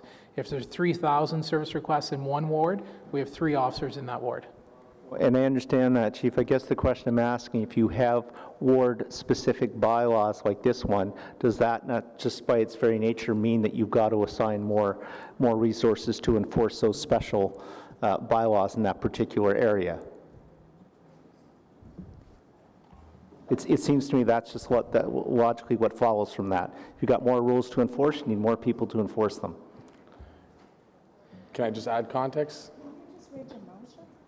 Again, I'm asking staff questions. Yeah. Again, I'm asking staff questions. This is from staff. We've been working on an initiative. Give context? Yeah. So the motion reads, whereas at its meeting of July 12, 2017, Council enacted a bylaw to amend bylaw number 205-208 and bylaw 2013-416 respecting certain property maintenance and property standards issue respectively in Sandy Hill as part of a 2-year pilot project which would focus has been to address waste concerns in the area of Ward 12. And whereas provisions to repeal the sections added to the 2 aforementioned bylaws effective July 12, 2019 were included in amending the bylaw pending an evaluation of an efficacy of the pilot. And whereas the bylaw and regulatory services advise that while enforcing has been undertaken as resources permit, the provision have improved successfully in helping to address waste issues in Sandy Hill. Be it resolved that provision to repeal a section of the property maintenance bylaw and the property standards bylaw related to the Sandy Hill waste matters pilot be repealed in order to allow the program to continue. Thank you. Further questions? Councillor Deans? So is this asking for the program to continue in perpetuity or for an extended period of time? It is in perpetuity, and let me explain. The way our bylaws are written and the ways we can enforce them, the changes we've made to this bylaw are really targeted to resolve the issue. So I'll walk you through an actual situation. You have a property, let's say on Somerset Street, that get a weekly call for garbage. Because we didn't change the bylaws to move the bins to the back and have proper enclosures, staff kept going on a weekly basis. So the strategies of this bylaw is that actually when officers go, they can resolve the issue, not just today they're compliant with the regulations. So the calls are coming in. What this does is it resolves the calls when officers respond. If we remove that effort, we're just going to continue to see an increase in calls because staff won't have the tools to resolve it. Thank you. Well, from my perspective, I was the chair when this occurred, and I can tell you it was specifically to deal with a local issue in Sandy Hill and the way a lot of those properties have been constructed many years ago and the lack of storage for garbage. My perspective is this has been quite successful, and this is not a one-size-fits-all city. There are very different issues in some of the more urbanized areas of the city than in other areas, and I think we're hearing from bylaw that it's quite successful, that it's being done within existing resources, actually addressing a problem that occurs that can make it much worse if we don't do it. So I would just suggest that we approve the resolution. I think what we heard from staff was somewhat successful, not quite successful, not very successful, and we don't have any kind of a report in front of us that gives us any kind of metrics as to call numbers or how it's been successful or how it hasn't been successful. If Councillor Fleury really wants to do this, then I think he can bring a councillor's report properly, put the information in front of everybody so an informed decision can be made. Any further questions? Councillor Blais? Thank you. You're saying it doesn't change existing resources. Were additional resources added in 2017 when the pilot began? Madam Chair, no additional resources were added.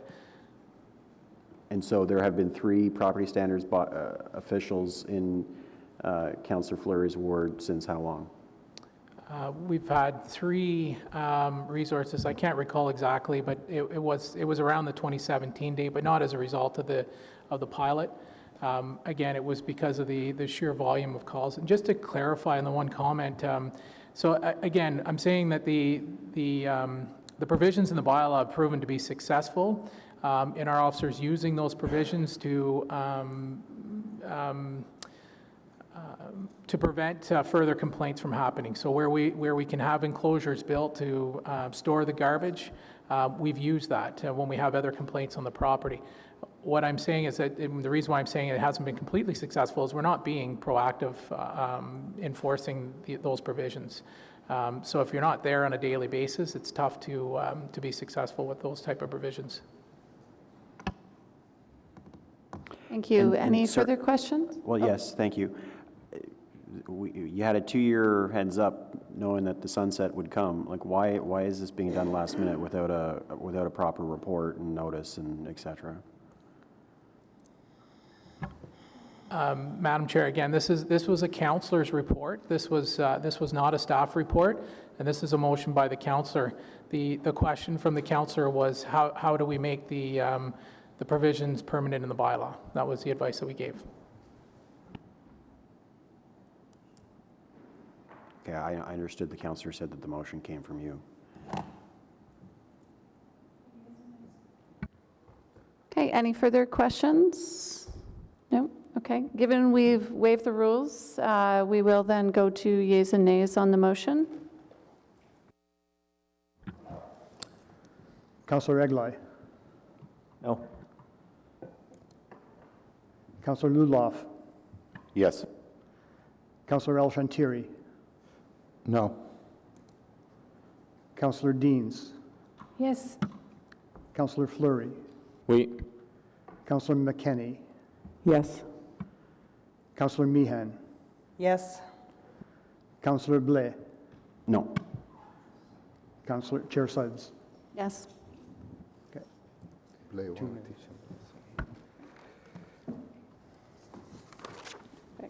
Thank you. Okay, I believe any other notices of motion? No? I do have one inquiry I'll read out for staff. And Councillor Fleury has one as well. You have an inquiry as well? Okay. I'll read this one out and then I'll pass it on to Councillor Fleury. This inquiry is by myself. With respect to the memo sent out, upgrade to free public Wi-Fi, sent to Council on June 13th, 2019, which outlined a plan to remove Wi-Fi services to 25 recreation centers throughout the city. This plan results in a complete disruption of service that residents across the city have come to expect and rely upon. This is seen throughout many of our recreational facilities, where many of our residents have come to rely on the Wi-Fi network to work and/or stay connected to family and friends while at our facilities.